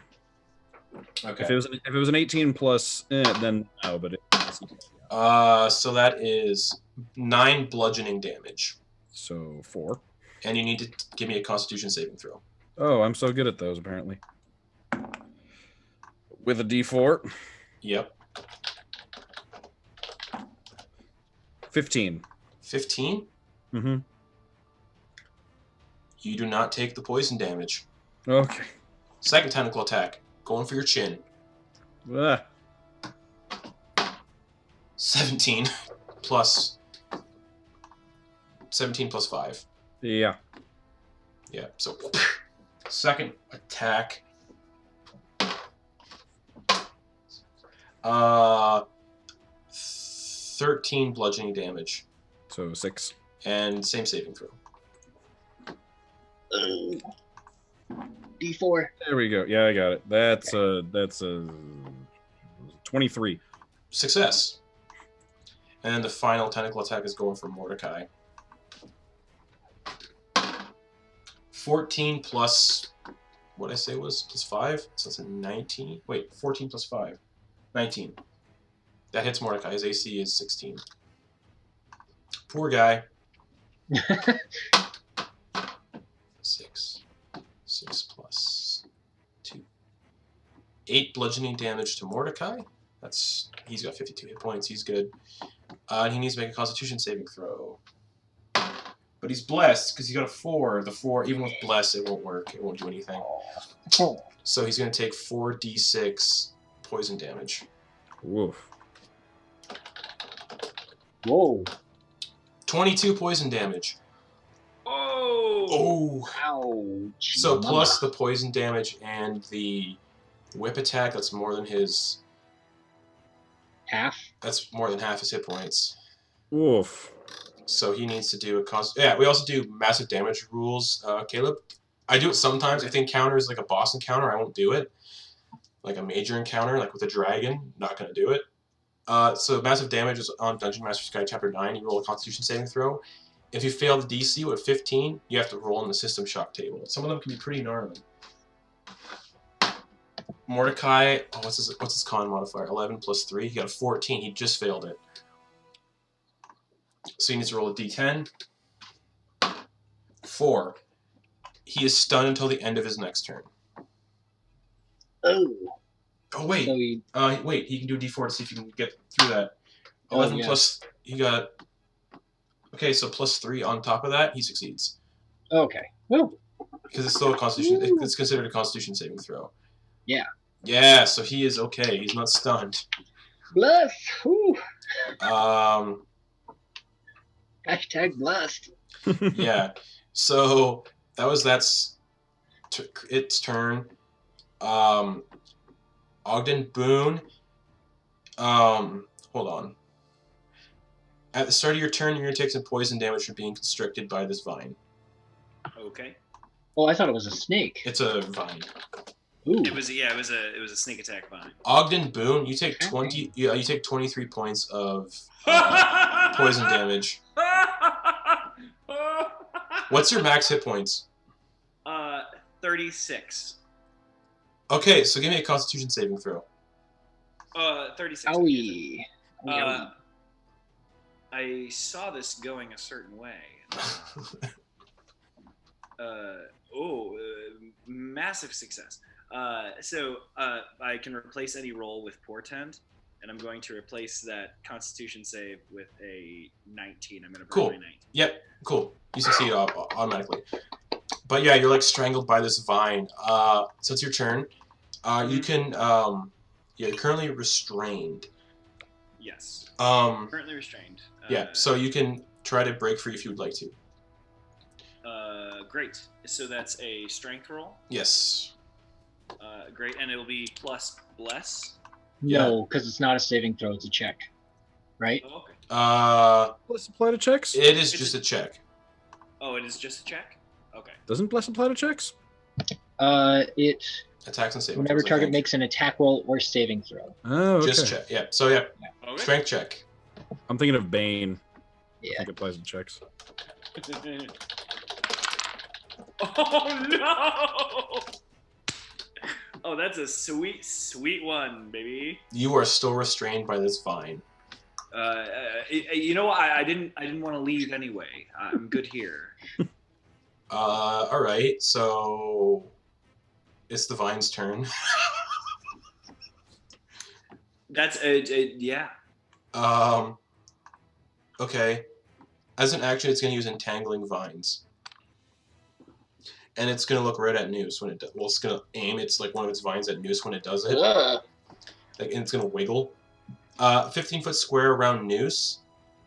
These plants turn the ground into... So you watch as like a bunch of vines and roots sort of like come up and start like snapping at your heels, Noose. The ground is not... So 15 feet of that area is considered difficult terrain. And you need to give me a strength saving throw. Oh, jeez. Hey, Justin. What? 1? One. And bless wouldn't help. So No. you are also restrained by those. Oh, great. Like my arms are restrained or my Oh, legs? you are restrained. Like everything is restrained. Yeah. Nifty. A creature restrained by the plants can use its action to make a strength athletics check, freeing itself on a success. And with that, it's Ooh. Eralie's turn. So, oh boy. This turned suddenly. It turned pretty bad. Yeah, this for sure broke bad. This is.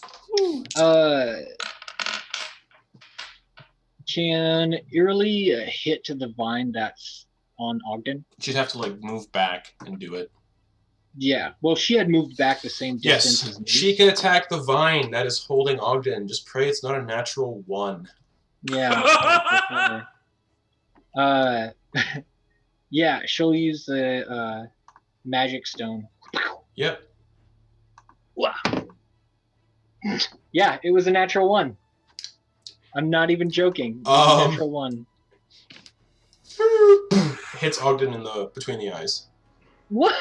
No. Does 1 point of Like, want me damage. to- Does 1 point of Okay. damage. All right. As you just thunk. Damn it. Jeez. And I instantly forgive you. There's like a welt forming. Sorry.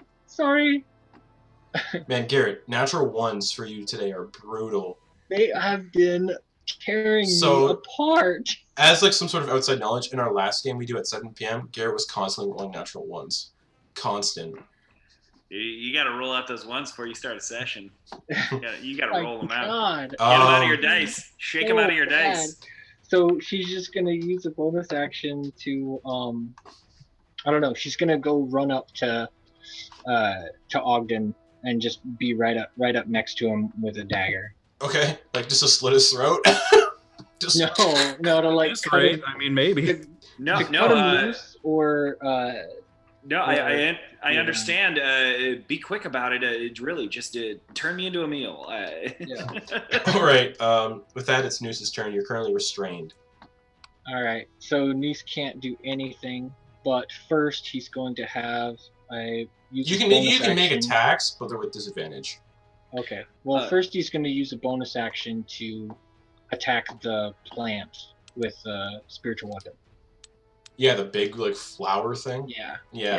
Go Spiritual for weapon it. Go spells. for it. It's not a nat 1. That Don't is forget- a Add your +4. yeah. I forgot to have the zombie have its turn last time. Oh.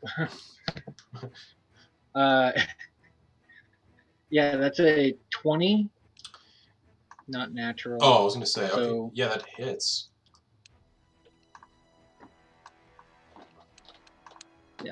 Uh, 7 plus 4. So 11 points of damage from the hummingbird. Nice. Takes it. It's not looking great. All right, and for Noose's action, can he? I imagine if he can attack at disadvantage, but he can't cast spells, I'd say or he can. it's restraining your feet. It doesn't say anything about casting spells. Basically, all it says is attack rolls against a creature have advantage, and the creature's attack rolls have disadvantage. Okay. You're just currently like restrained Alright. around your waist by these like roots and vines. All right.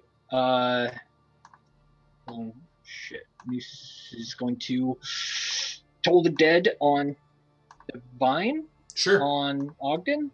All right, and it's a wisdom saving throw. Yeah, wisdom saving throw. That is a big old 4. All right. And it hasn't taken damage yet, so it's not the d12. Yeah, it's the d8s. Yeah. That's 7 damage. 7 damage. Nice. Yeah. Ding, ding, ding. Ring ring. And the vines seem to like tense up a little bit when that happens. Oh no. No, not like any bad way. No. They seem to not like it. They're like, bleh. Okay. Yeah. All right. All right. Noose is still sitting there. Ah! You're making them angry. Ah. All right. All right. That'll end Noose's turn since he can't move anywhere. All right. Mordecai is no longer affected by the stench, so he's gonna just punch it. That hits. Nice.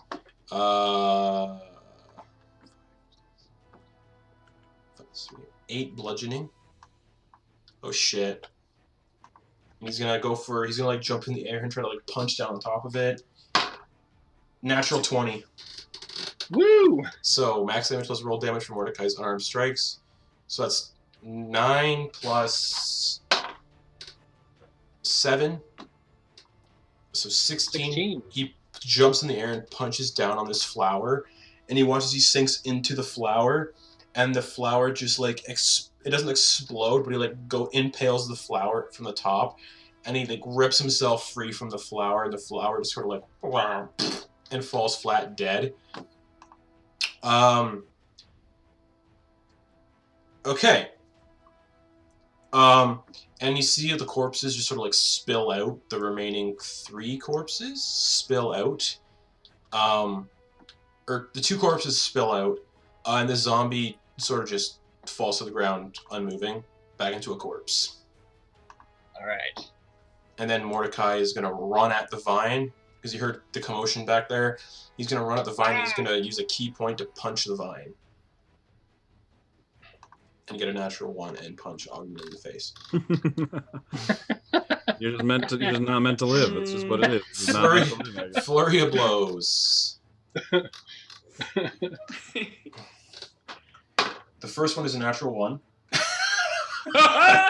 So he just full on decks you on the chin by accident, and you take. Are you serious? It was actually a natural 1? Yeah. Yeah.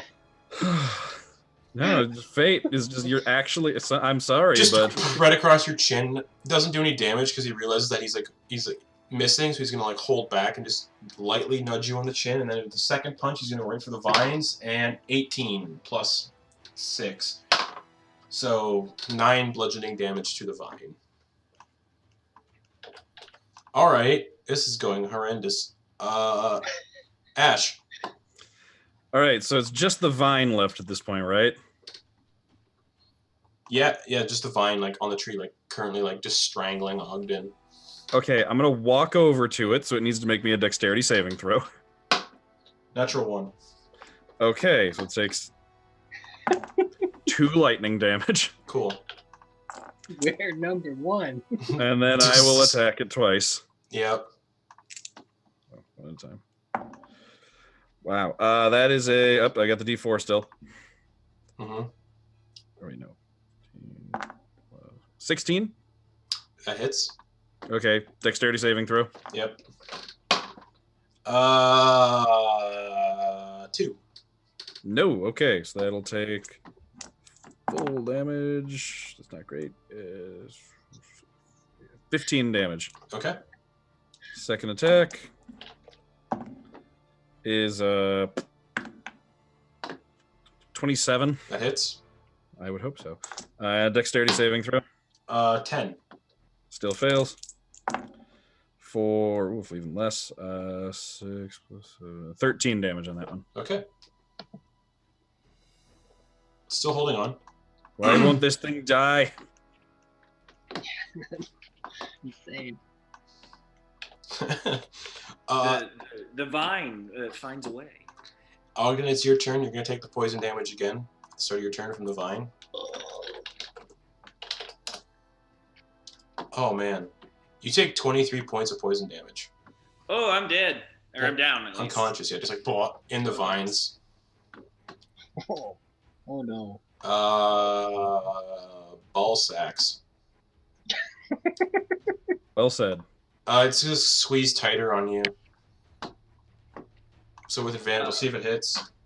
Before it rolls, I can use my portent again and use the other 2.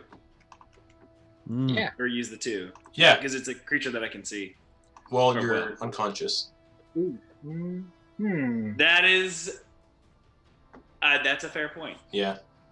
Oof.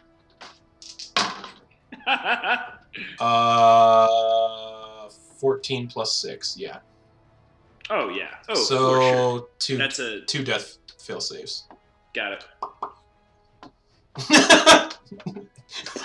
This character's legacy is just like amazing.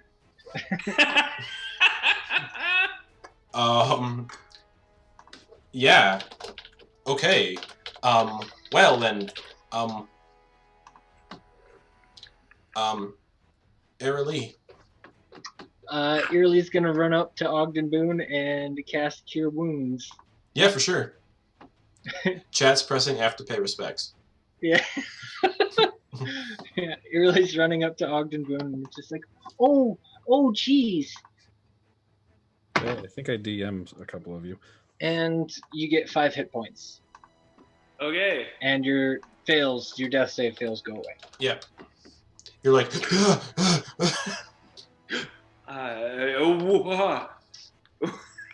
I thought I had seen the plant doing something else. I was wrong. And that, that'll probably end your turn right there. So. Yep, Noose, your Can't do turn. anything. You're still restrained, 15 feet away. God damn it. Well, 30 feet away. Yeah. Noose is going to toll the dead on the thing again. Yeah, man. And That is an 11. fails. Oh god! And it's a D12 because it's missing hit points now.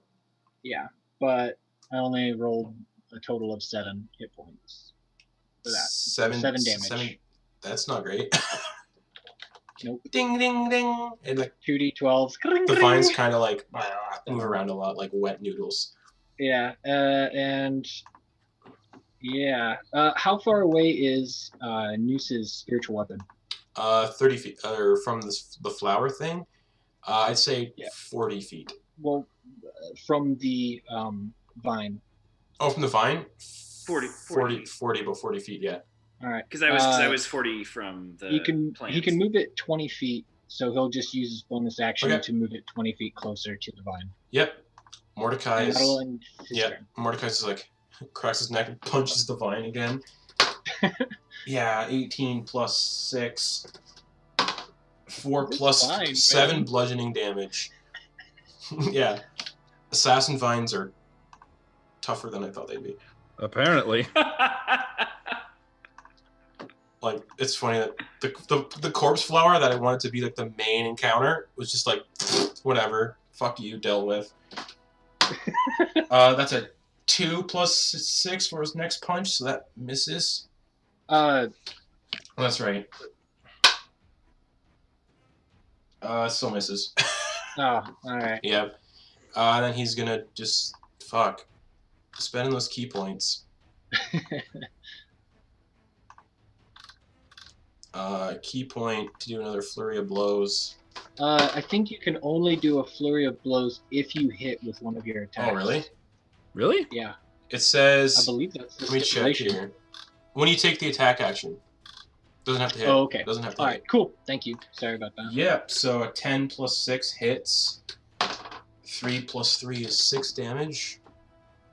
Man, this thing is just stupid annoying. And then he's gonna do his other one. With D4. That hits. 8 damage. It's not looking great. The vines look like they're getting kind of more lack and loose. About time. And Ash, it's your turn. All right. Well, dexterity saving throw. Yep. 3. All right. D6. 6 lightning damage. That looks like it did quite a bit. Some of the vines kind of like char and black and turn to ash. All right. They turned to me. Attack roll. Plus a D4. I'm rolling great against this thing. That's 26. That hits. All right. Dexterity saving throw. 5. Okay. Wow, it's rolling really bad against this. 11 plus 18 damage. How do you want to do this? All right. And- is it still wrapped around? Ogden. Oh yeah. Okay. I want to stab down. I want to like catch some of it in one of the tines of the trident. I want to spin it like a fork twirling spaghetti. Yeah. Just wrap it around the trident and then hold it up and then just like burn it into cinders with lightning. All right, you do that. Ogden sort of slips to the ground, and the vines that were ensnaring Noose go back into the earth. As I slide down, I do want to like slide down and then just my shirt open, just like be breathing. Just every day's an adventure with you fellas. I had to go and make it weird. I'm indebted to you. Oh, thank you. Yeah, no, don't mention it. Stay away from vines, I guess. Yeah, That's no the moral of kidding, this geez. story. Here's the thing. I didn't see it. I didn't see it coming at all. And the corpses that spilled out of the flower, you see they all have equipment on them. Ooh. Ooh, Oh. let's go check this out. There's a history to be had, fellows. Sure, yeah, history. Here's the thing. I'd like to live till the end of the day. If anyone, I'd certainly be willing to give you some help figuring out what you're looking at. If you'd maybe give me some some help being able to live through the day. Here's a health potion. Oh wow! Thank you. It's a regular health potion, one of the ones Muse just had on him from before. All right. So are you looking through the corpses, Muse? Is someone really good at like searching through stuff? You don't have to roll anything. You can just look through the corpses. They're all just laying there. Yeah. Yeah. He'll go ahead and root around in there. All right. So you find. I'm gonna look through. All right. So I'm gonna keep watch. All right, Noose. When you dig through, roll me a d20, please. Ooh. Okay. 15. 15. You find this small leather bag. Or no, it's like a heavy cloth bag, and it's tied around the rim with a gold string, and the bag itself is like burgundy color. And one of the corpses had this wrapped around their waist. And if you want to look in the bag, you can do that.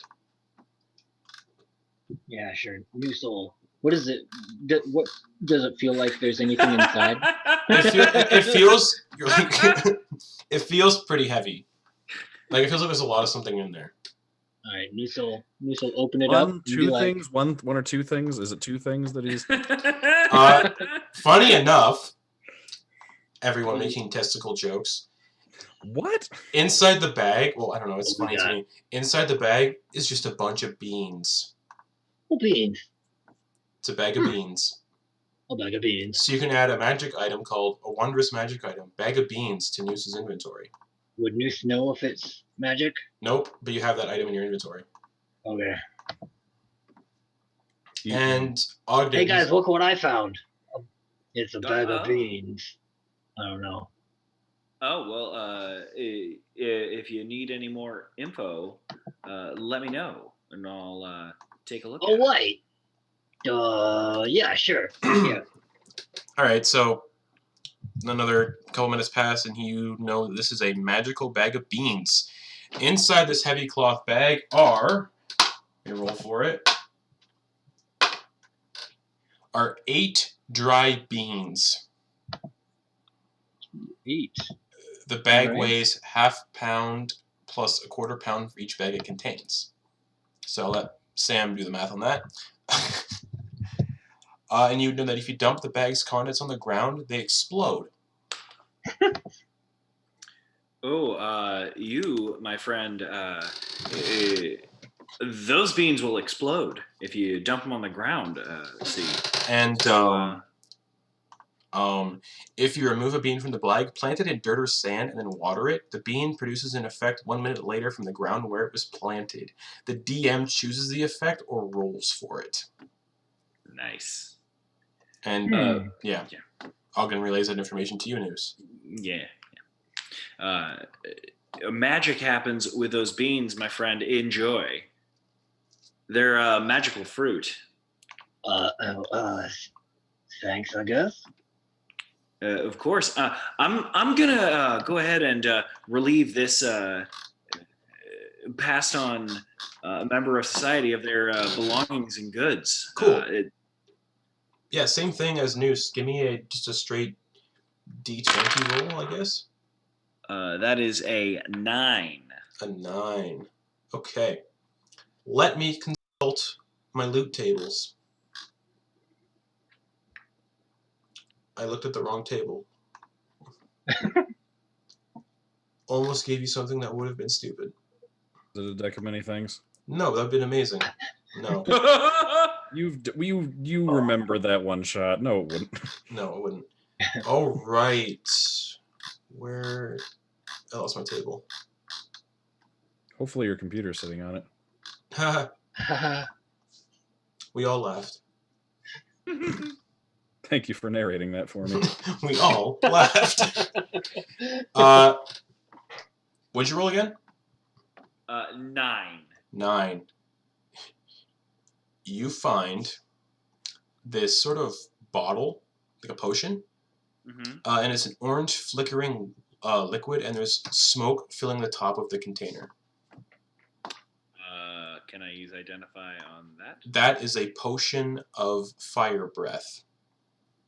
You can add that to your inventory. After drinking this potion, you can use a bonus action to exhale fire at a target within 30 feet of you. The target must make a DC 13 dexterity saving throw, taking 4d6 fire damage on a failed save, or half as much. This effect ends after you exhale the fire 3 times, or when 1 hour has passed. Potion of fire breath. And then you both sort of like look around.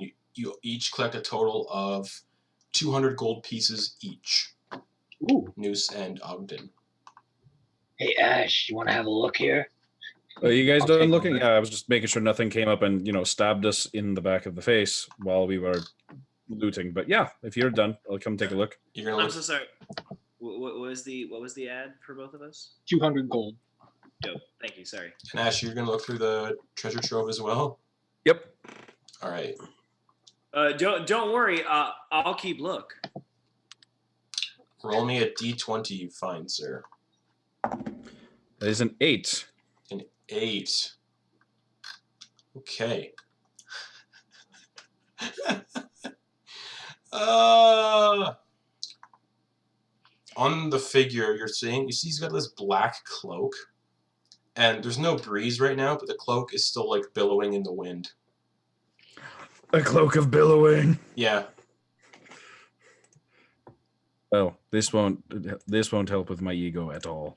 Just spend an action to billow the cape, I think, right? Or is it always billow? I don't know. I've got it right here, though. I'm adding it right now. That sounds spectacular. While wearing a bonus action. While wearing this cloak, you can use a bonus action to make it billow dramatically. Yep. Mordecai's going to come over and look through too. Oh no. I don't want Mordecai having this item, you guys. What is it? He's got a potion that's pink, and the bubbles are hearts. Oh dear. Oh no. Filter of love. Okay, and Nothing good can come of this. no. All right, is Eralie gonna look through the treasure as well? If I'm, yeah, she'll do it. Okay, go for it. Oh, right, I'll roll. Oh, she got a 15 too. What is up with you doing duplicate rolls? Reroll. All right. 3. 3. Okay. 1 second. 3. That is...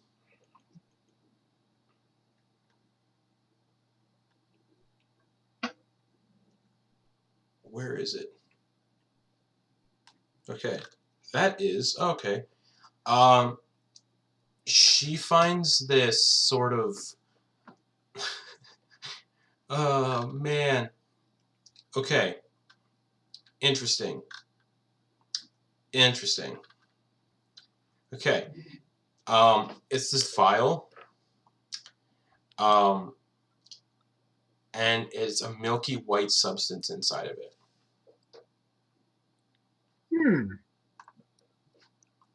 It is, yeah. And it looks like glue.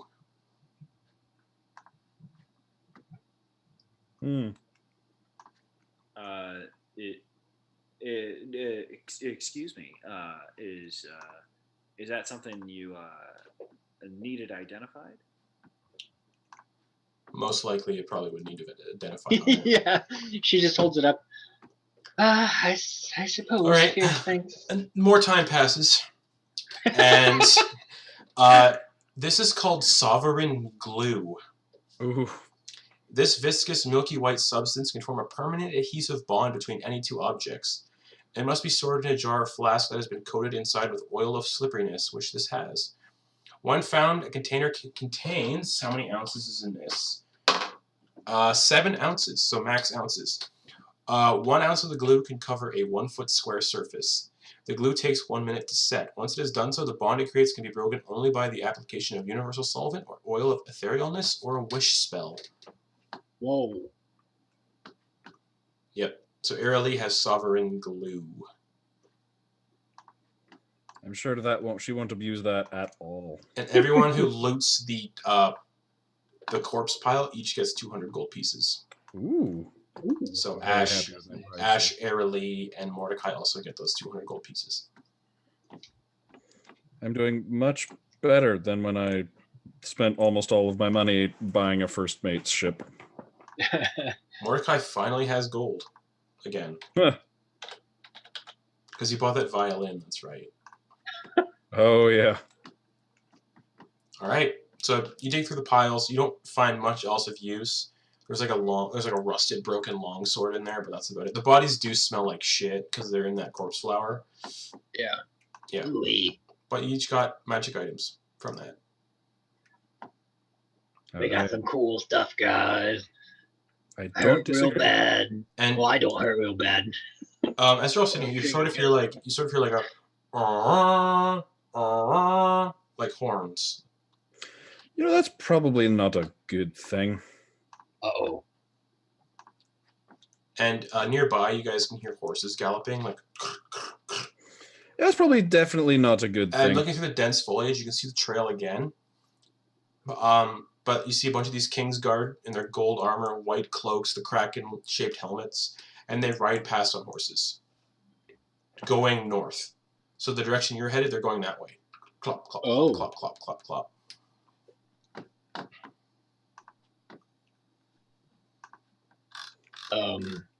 Fantastic. So they got reinforcements? What's going on? I don't know. I don't know if we want to know. It's probably not a good thing.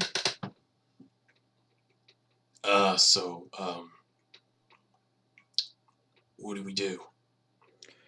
Keep going quietly, I guess. Follow me. Let's. Why? Well, right, you know, let's humor him. The guy who I'm almost got curious. killed by a vine. Follow me.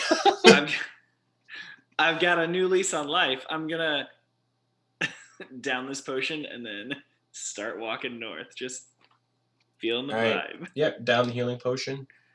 I thought you meant the fire breathing potion. I'm like, why are you drinking that now?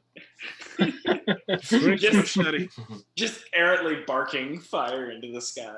How much uses? No. What's the healing? It's a 2d4. 2d4. Thank you. Right. 2d. Yeah, it's 2d4 plus 2. Hey, I kind of remembered it this time. Nice. 2d4 plus 2. That is 7. Nice. I'm rocking a hot 12 right now. Chaos theory, man. All right. As you're all moving through the jungle, I need everybody to give me stealth checks. All right. Muse will, at this point, how close does it appear that we are to the castle? You have no fucking idea. All right. But Muse I need you will guys to just give me go- stealth checks because you can you can still hear those horses and stuff. Yeah. Muse is going to cast Pass Without Trace. So everybody gets plus 10, right? Ooh. Yes. Mordecai needs it. So 3 plus. 10?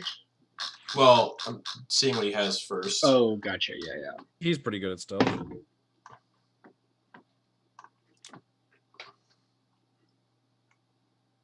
3 plus 6, so 19. I rolled a 7 plus 1, so it's 18. Okay. Rolled a 16 plus 3, so that's 29. Jesus. You are the knight. You are and lucky. I Muse was got- born in the darkness. Muse got 26. Okay. And Eralie got what's that? 17. Cool. Or no, sorry. 18. All right. You all sort of creep forward. And as you creep forward, you see immediately, after about 25 minutes or so, the jungle starts to get a little more thin. Like, you can finally see out, and you can see that it's probably like late afternoon at this point now. And you guys see, here we go, pull up this text block for myself. As you look through the tree line of the dense jungle, you are immediately captivated by this massive white marble wall crackling with blue electricity. The wall itself is about 300 feet high, and you can see, and this wall, I say, it's a decent way away. It's 300 feet high, and you can see numerous soldiers clad in the gold armor worn by the Kingsguard, kraken helmets, white cloaks, patrolling the various ramparts on top of the wall, which stretches the perimeter of the castle and mountain that the castle is carved out of. So it stretches like all around the mountain out of sight, kind of thing. The mountain stretches about 200 feet up and carved beautifully into the mountain itself. About halfway up is the castle, which encompasses most of the middle portion of the mountain and continues around the back of the mountain, where you saw those open-air cells from 2 sessions ago, or last week. Those open-air cells and dungeons with the sheer 1,000-foot drop onto jagged rocks and raging ocean water. The castle is the same color of the mountain rocks, and at times it seems hard to notice amongst the outcrops and jagged rocks of the mountain. So at times you kind of lose sight of it while you're looking at it, because it kind of blends in really well. You see a set of stone steps in the distance that cover the entire distance up from the ground to the castle itself, with about 4 Kingsguard stationed every 100 feet or so up the sprawling steps. All the windows carved into the castle, from this distance at least, itself appear to be open with no forms of glass or any barrier protecting the inside of the castle from the elements. About 100 feet away from you, straight ahead through a vast open grass field, the grass appears to be 4 feet in height, is a large black iron gate built into the crackling wall, and the gate is about 20 feet wide and 30 feet high. 2 stone pillars also sit against the wall and gate. Each pillar is about 30 feet high as well, and topped off with 2 large black iron spheres, also crackling with the same electricity as well. Nestled in front of each pillar are 2 large ballistas, armed with large barbed black iron spears, and appear to have some sort of mechanism attached to them, unlike any ballista you've seen, almost like it might be self-loading. There's 2 Kingsguard nestled behind each ballista, sort of like aiming them around. Beyond the gate appears to be a beautiful courtyard, complete with a garden and numerous Kingsguard roaming about there as well. As you all take in the sights of the castle, there's a deafening roar and rumble from up above, and in mere moments, a torrential tropical rainstorm erupts all around you, the sound of the massive drops of rain pinging off the armor of the Kingsguard and sizzling as they slam into the electrified wall fill the air.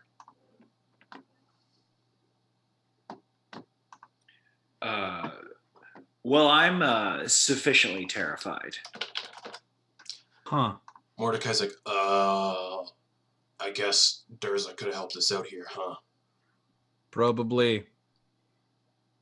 Wonder how deep that wall goes into the ground. The what? The wall. The wall? You don't know. Probably pretty deep. This is a castle, after all. Yeah. You see like a sort of like bird land on one of the walls, and it just like turns to ash and just scatters on the ground. Oh boy. And yeah, the wall's basically 100 feet away. All right, there were soldiers coming and going, right? Along this path? Just on horses. No carts or anything. Right. What if we just like hang out for a bit, wait for someone to, and just see how they come and go? That sounds like a good idea. Maybe we can bash their heads in and take their shit. That could work too. Use it to get through. Yeah. Yeah, a goblin-sized Kingsguard. Armor doesn't fit whatsoever. Let's go. Unless there's a gnome. Or halfling. Now, riddle me this. Do you think they have to have a password to get in? I don't know. Password, pass key, someone on the other side lets them in. That makes sense. Then perhaps I can coax it out of them. Oh, will we? Mordecai looks at the rest of you. Well, he's not on the wanted poster. We are. He's not. That's true. Oh yeah. You know what? We're wanted criminals. 100,000 gold apiece. Why would you tell him that? Mordecai. Just letting him know. Oh fuck. Shit. No, we're not. Oh. What? Fuck.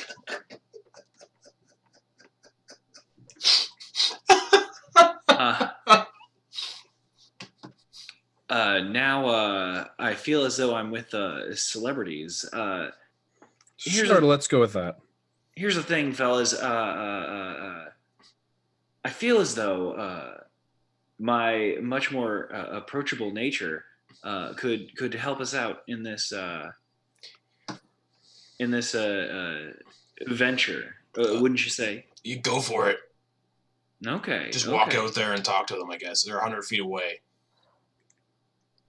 Okay. He offered. I'm just saying. Will a bully for me then? Yeah. Unless, of course, you have another idea. Not a fucking clue. Mordecai looks at everybody else. Guys, any ideas? Well, go ahead. We've already mulled over what I was going to talk about. So I was just gonna restate the just wait and observe and gather more information strategy. I've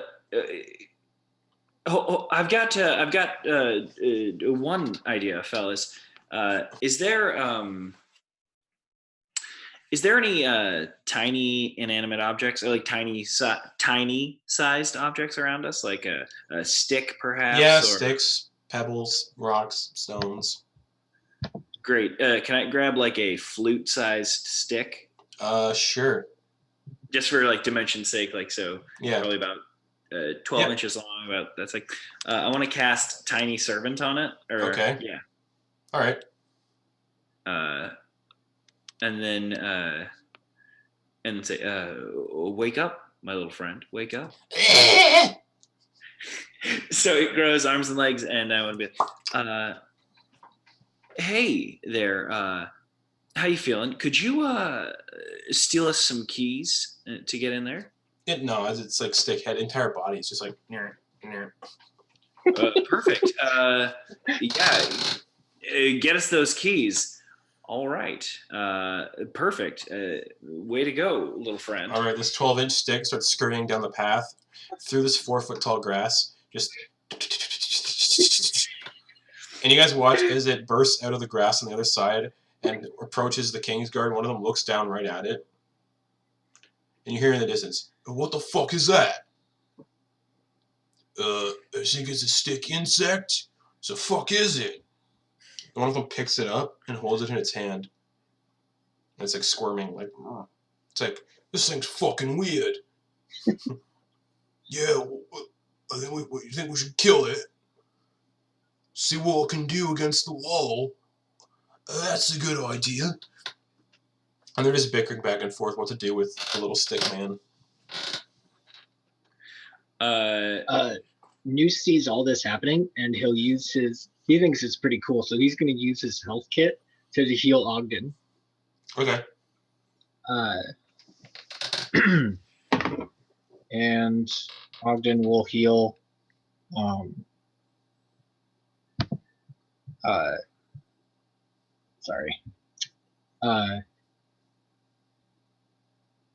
12 hit points. Okay. So they're messing with the stick, yeah? Yeah, one of them has it in his hand and he's like shaking it around. Cool. How just pure my own science ignorance. How far away is a shout? How long if I were to shout from where we are right now? It's 100 feet. There's also a storm going on, so they have to do perception checks to hear you possibly. Great. I say I grab my stuff up and I go, listen, fellas, I'll be right back. And I just walk straight out into the path. They see you instantly. Great. And I go, and the blisses are aimed right at you. Oh, hey, I pull out a white scarf. I'm like, pardon, hello, don't fire. Hi. Yes. One of them takes. Hi. Well, the one that's holding the stick just throws it backwards into the wall, and it just like, and it just turns to dust. Oh, damn it. Damn it. I was hoping they would just drop it. Hi. Yes. Hi. Ogden Boon. A man of pleasure. You eventually get like, how far away do you want to get? Oh, because there's a thunderstorm raging on. I'd like to keep walking but being very hands up. Yeah. Being very hands up, tissue in the air, like, oh, hey, yeah, like very unassuming, very no fighting sort of thing, and be like, yeah, hi, Ogden Boon. I don't fucking care who you are. Fair enough. When was the last time you had your artifacts appraised by a professional? Like last night, there's a mage that lives in this tower. His name's Arcturus. Of the Gladstone Arcturuses? No. No? Well, you can't blame a guy. They're like, their ballistas are still aimed right at you. Fair enough. Okay. Well, you know where the fuck you are. You know what? I gotta tell you, I woke up this morning with a pep in my step, and these 2 feet just got me here. So that makes no fucking sense. This is an island, King's Island.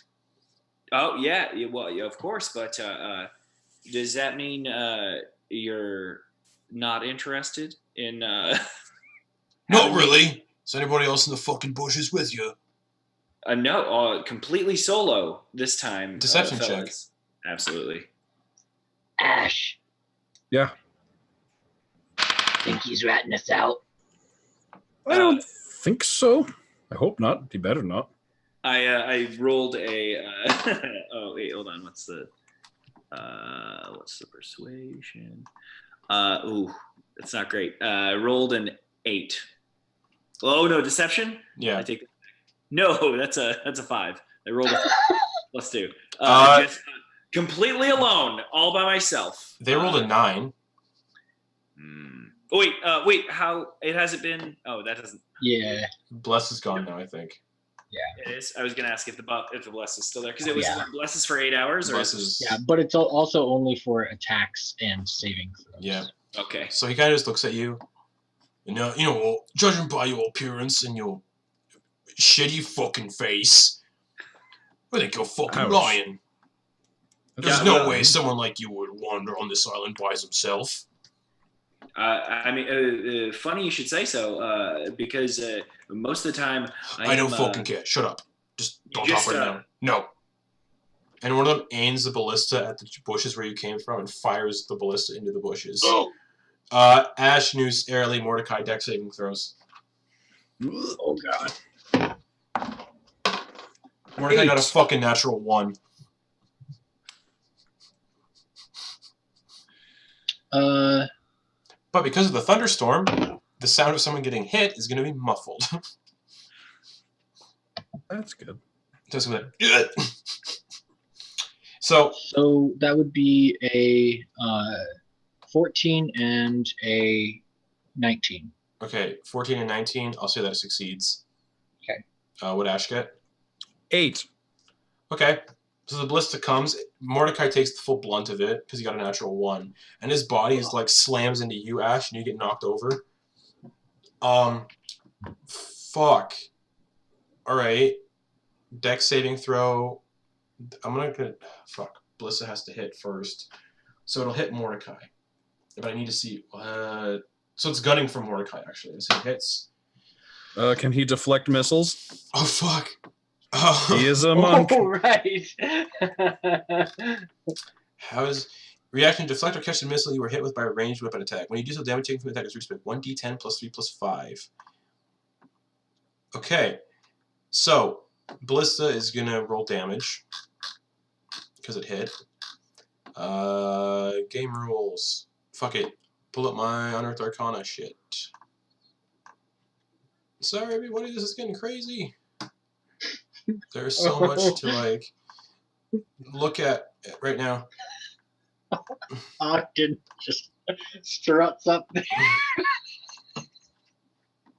Oh no. Oh man. Yeah. Man, come on. Mordecai's not having a good day. Okay, Ballista. Let me just see if this hits him first. That'll hit, unfortunately. Fuck. He takes 16 points of piercing damage as the Ballista slams into him. Oh no, wait. Okay. Deflect missiles.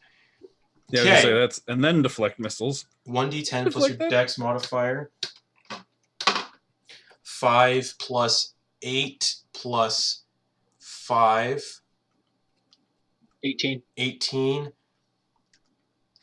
The damage was 16, so he reduces it to 0. So he catches the ballista in his hand. Spend the key point, send it back, send it back. No! Oh That'd be so funny. It's Mordecai. He's doing it. Oh, fuck. And he's gonna... Oh my god. And he's gonna throw the ballista. This place? He's gonna throw the ballista. Well.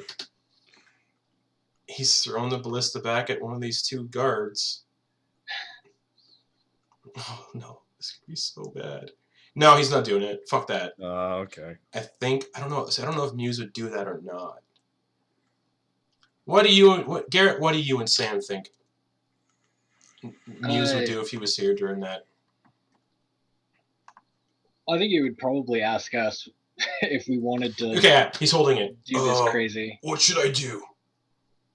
Should I throw it back? Oh, that's not how he talks. Should I throw it back? Pretend like he died. Can I was actually going to say, you see, I'm all alone, is what I say really loud. And I cast it back. You see, I'm all alone. And he's looking at... Hang on to it. He's looking at Ashnus. He's like, okay. And he's still holding onto this ballista. Like, black barbed ballista. He's like, okay. And they're like, fine. And you see that the one guard cranks it a little bit, and another, like, ballista barb reloads. Like, it almost looks like this thing might be rapid fire. As much as it's cranked, like... You better run, guys. All right. Well, it seems I get behind a tree. It seems that now we're at an impasse. Here I am alone, trying to offer you goods and services, and you're shooting at trees for no reason. What's next, fellas? Yo, I think we gotta get him down here. Yo, sounds about right. Who's him? I mean, we also could just, shake hands and walk away as friends. Persuasion check. Actually, you know what? That dice has been screwing me over tonight.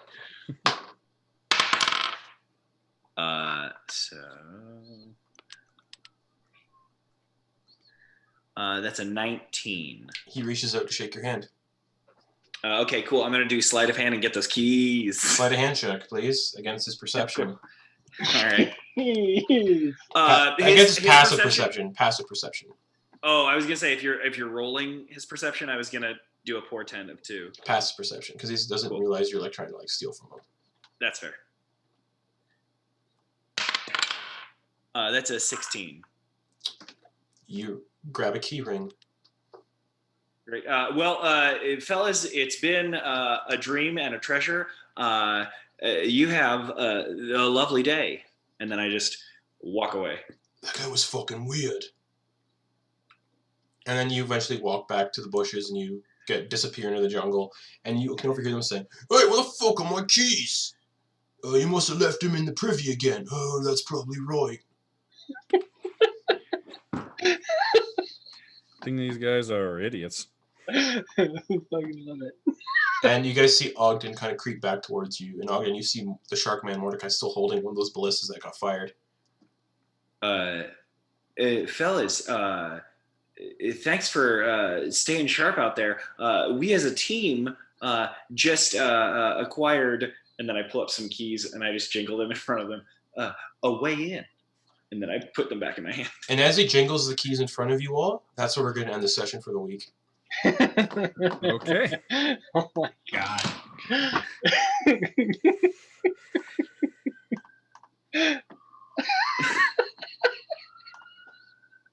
That didn't go as expected.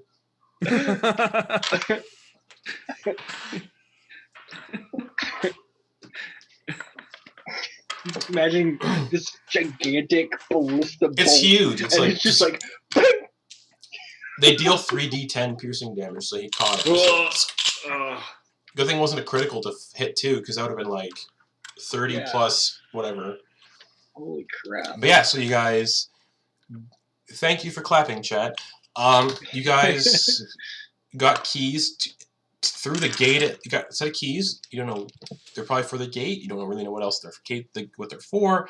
You got some magic items from the corpse flower. You met Ogden Boon. Which is the real treasure. The real treasure is the Ogden Boons we made along the way.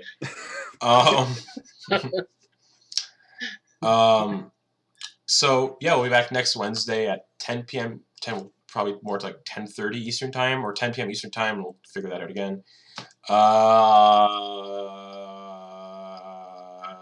That session was interesting, for sure.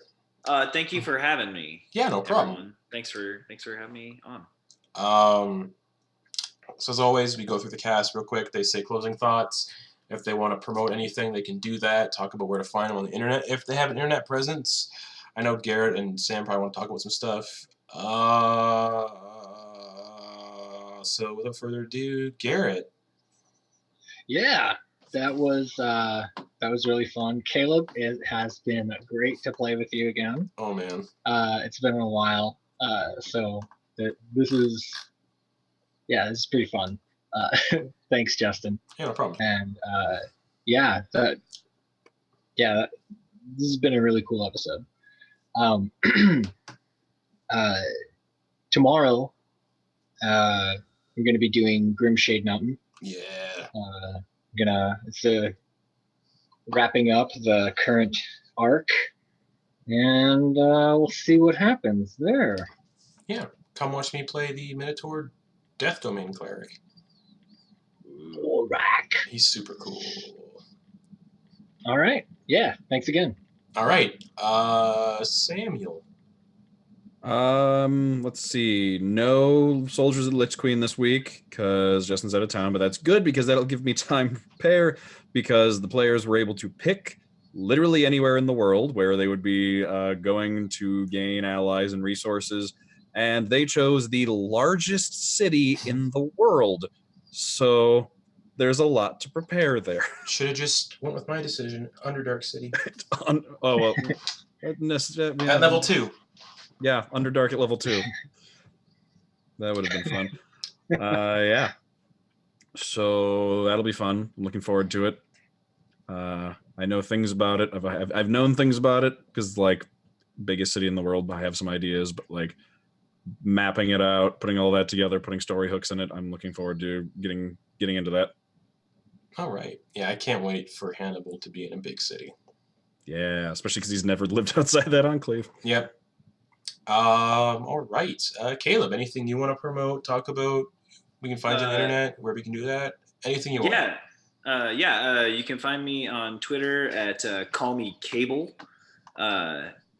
You can also find me at Gumshoes Goblins, or at Gumshoes Goblins, which is for a podcast that I do, that I DM, where it's a neo-noir detective fun comedy podcast, essentially where I made a world and my two comedy friends just bumble through trying to figure out how to play D&D and also solve a mystery at the same time. All right. So that's where you can find me on those things. Alrighty. Thank you guys so much for having me. This was joy and a treasure. It was awesome. Yeah, no problem. Looking forward to see where this goes with Ogden next week and on. Oh yeah.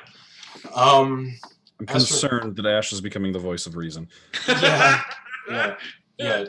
Chat is all about Ogden. They're just constantly talking about Ogden, like, oh, is this a sexy Goldblum moment? Yeah. I can't wait to get actual art commissioned of him though, Oh, because I'm excited to see it. Nonsense for me. Again, like what Garrett said, what Sam said, game stuff, cool stuff. Currently in between jobs, so if you want to help me keep the stream going, you can do that down below at the donation button on Twitch.